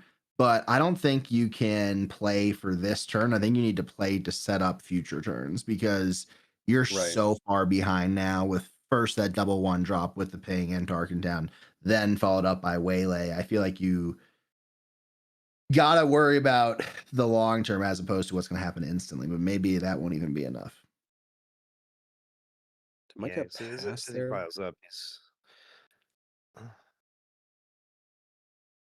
Our feed's getting a little choppy here, but a little bit. We'll get back shortly. But it looks like it might have passed, so you get a swing with the Stormtroopers. Makes sense, great sequencing by Carlos, not swing with the Greedo first, because Greedo has the higher ceiling of the when defeated to possibly trade up. Totally.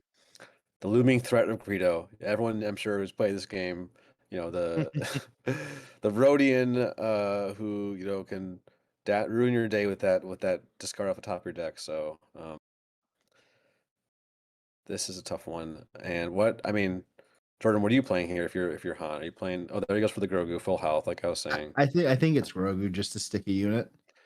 Yeah, I think your path to this is inch by inch, bird by bird, as they say on Ted Lasso, not all at once. And I think playing all at once against Cat is how you fall even deeper into that hole, right? Ooh, and we see a hauler, which this is gonna be tough. Far from over, because you can get the force back with the heal 3 from Itinerant. He draws in looks like an Ezra and something else. It's like Kiadi maybe, but that waylay is just brutal. Like the great line by Carlos. Absolutely, especially with that start. So I think, does the move here take out Greedo or take out the Stormtrooper?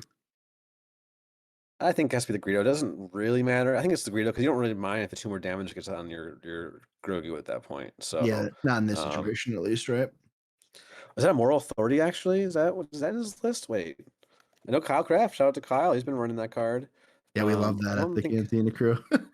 I don't think that's in Micah's list though. I must be I can't. I'm just I think that was just Kiadi. Wishful thinking. Yeah. Wishful thinking here because moral authority actually would be great to capture that 4/5 with the Grogu. But see, let's check his row, and this is where if he'd gone for the line we talked about, keeping the Anakin and the foresighting, he never would have gotten it discarded. So it would have been a dead card in hand right now. So I don't think you can afford to spend 4 resources here just to kill a Greedo with the foresighting. Theoretically, if he still had it, right? And he takes the takes the damage. Yep. So Han really needs like an entrenched here. It's either stop the 4/5 or I think worst case scenario for Han, you got to be thinking about the Zuckuss. As a 6/6 saboteur. I don't think I see an entrenched in Micah's hand, but looks like he's going to cheat out the Marin, his other card.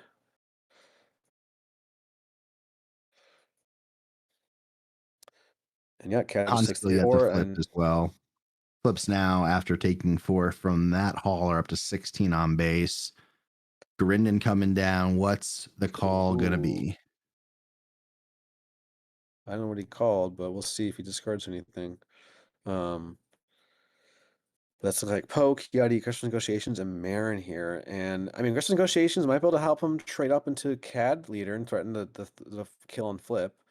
He called the Marin. I guess he knew he had the Marin right from the bounce. So great that's call. The only bit of information he had, right? So he had to if he had to make a blind guess, I guess that could make sense that it's that. Yeah, and if you're you might hear that could be worse, in my opinion. Like playing 2 resources just to pop the card from his hand. It's only a 1/3. It's not a Zuckuss coming down. So if I'm Han, I'm taking a small sigh of relief, but he's not out of the woods yet. And tough call here. I think you got to kill the Greedo, no question. Well, if you don't kill Gryndon, you're opened up to the McClunky stuff, and I think you just lose the game if that happens. So I think you got to take the Gryndon out. I suppose. He's got the Reckless Gunslinger there. So there's damage on his base.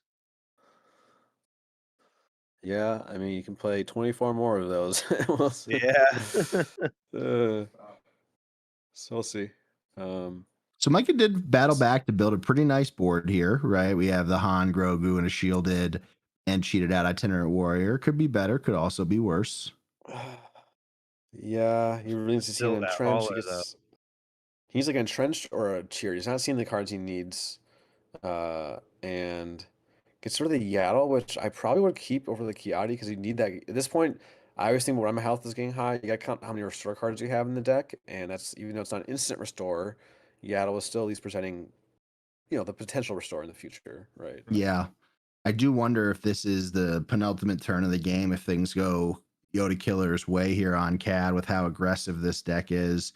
I wouldn't be surprised to see a combination of Sudden Frosty and or Hot Shot Blaster presenting 9 on base. Obviously, Micah will have something to say about that.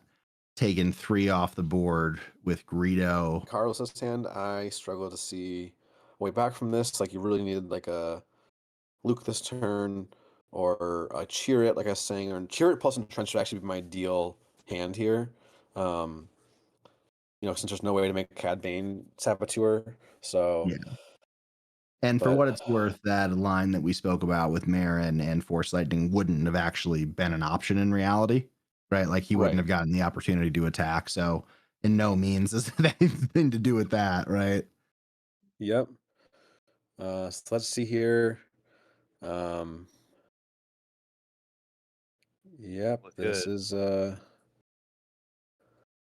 feel like you guys take out the 2-1, even though it feels bad to trade, like, or hold the swing. I know he wants the force, but I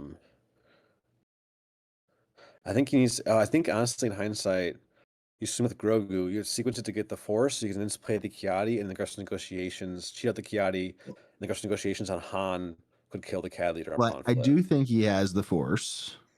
He does. Yeah, but now he's an action short if CAD yeah. flips here. So, so these games are really tight. This game, you know, these sequencing, you have to not only, it's such a great game, I love it, because you not only have to decide what action to take on your turns, but what sequence, right? And react to your opponents. Here's the flip for CAD. The CAD flip. And we're going to see Garinden and a sudden ferocity. That's tough. That's going to seal it, folks. I think he's going to take out the aggressive negotiations, but even that, I don't think he has enough cards to make Fabius, you know, I think he had to play the Kiadi, swing with the Grogu, play the Kiadi, draw 2 cards, and then even then he still loses to the Garinden calling aggressive negotiations. So a Garinden card, I'm not a fan personally. I'd be on the receiving end of it. And the sudden ferocity here, very strong with the flexibility, could go basically anywhere. I think that's probably what he's deciding right now.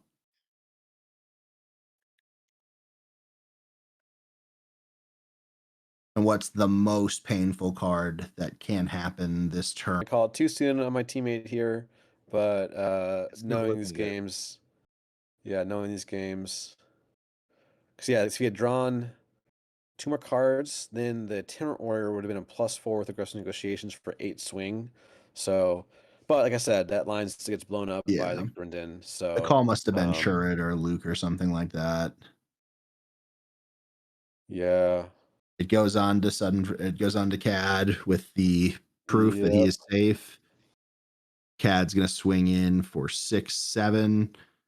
Ooh, and that's gonna be game, the handshake extended. Carlos takes down the PQ, his first PQ win, I believe. You know, in the Colorado Cantina Crew Discord, you were saying it's his first time making top 4, playing with house money. Came back from that penalty at the start of the top cut and made his first PQ win. So shout out Carlos, shout out Micah for a great effort and a great run heading into the finals. Here we saw him really battle against that Palpatine in the previous round, and just ran into a situation where the tempo wasn't on his side. That waylay on Marin was really brutal in game 2. Excellently played by Carlos, and just great stuff overall.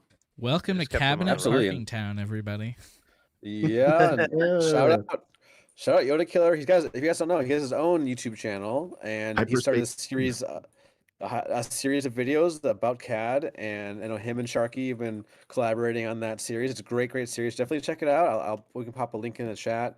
We love it. But congratulations, Carlos. Notably, I will say this is the I'll have to point out this is the first Illinois PQ won by an Illinois resident, actually. What a coincidence, too, right? Because the Bears beat the Packers yesterday. So, like, things are going really well for the Chicagoans. So, good stuff overall. And, again, just great effort by everybody today, whether that's Alex Krez setting up the alternate stream, Loopee, Rebel Traitor pressing all the buttons. He's really the unsung hero here, pressing everything to make everything possible. So, give him a good kudos. Go check out the Take the Initiative YouTube and Discord. And overall, man, great day of coverage. Really a pleasure to be a part of it. Again, I'm Jordan from the Colorado Cantina Crew. Shout out to Jeff, Kyle, Bruce, and the rest of the gang who joined the stream today.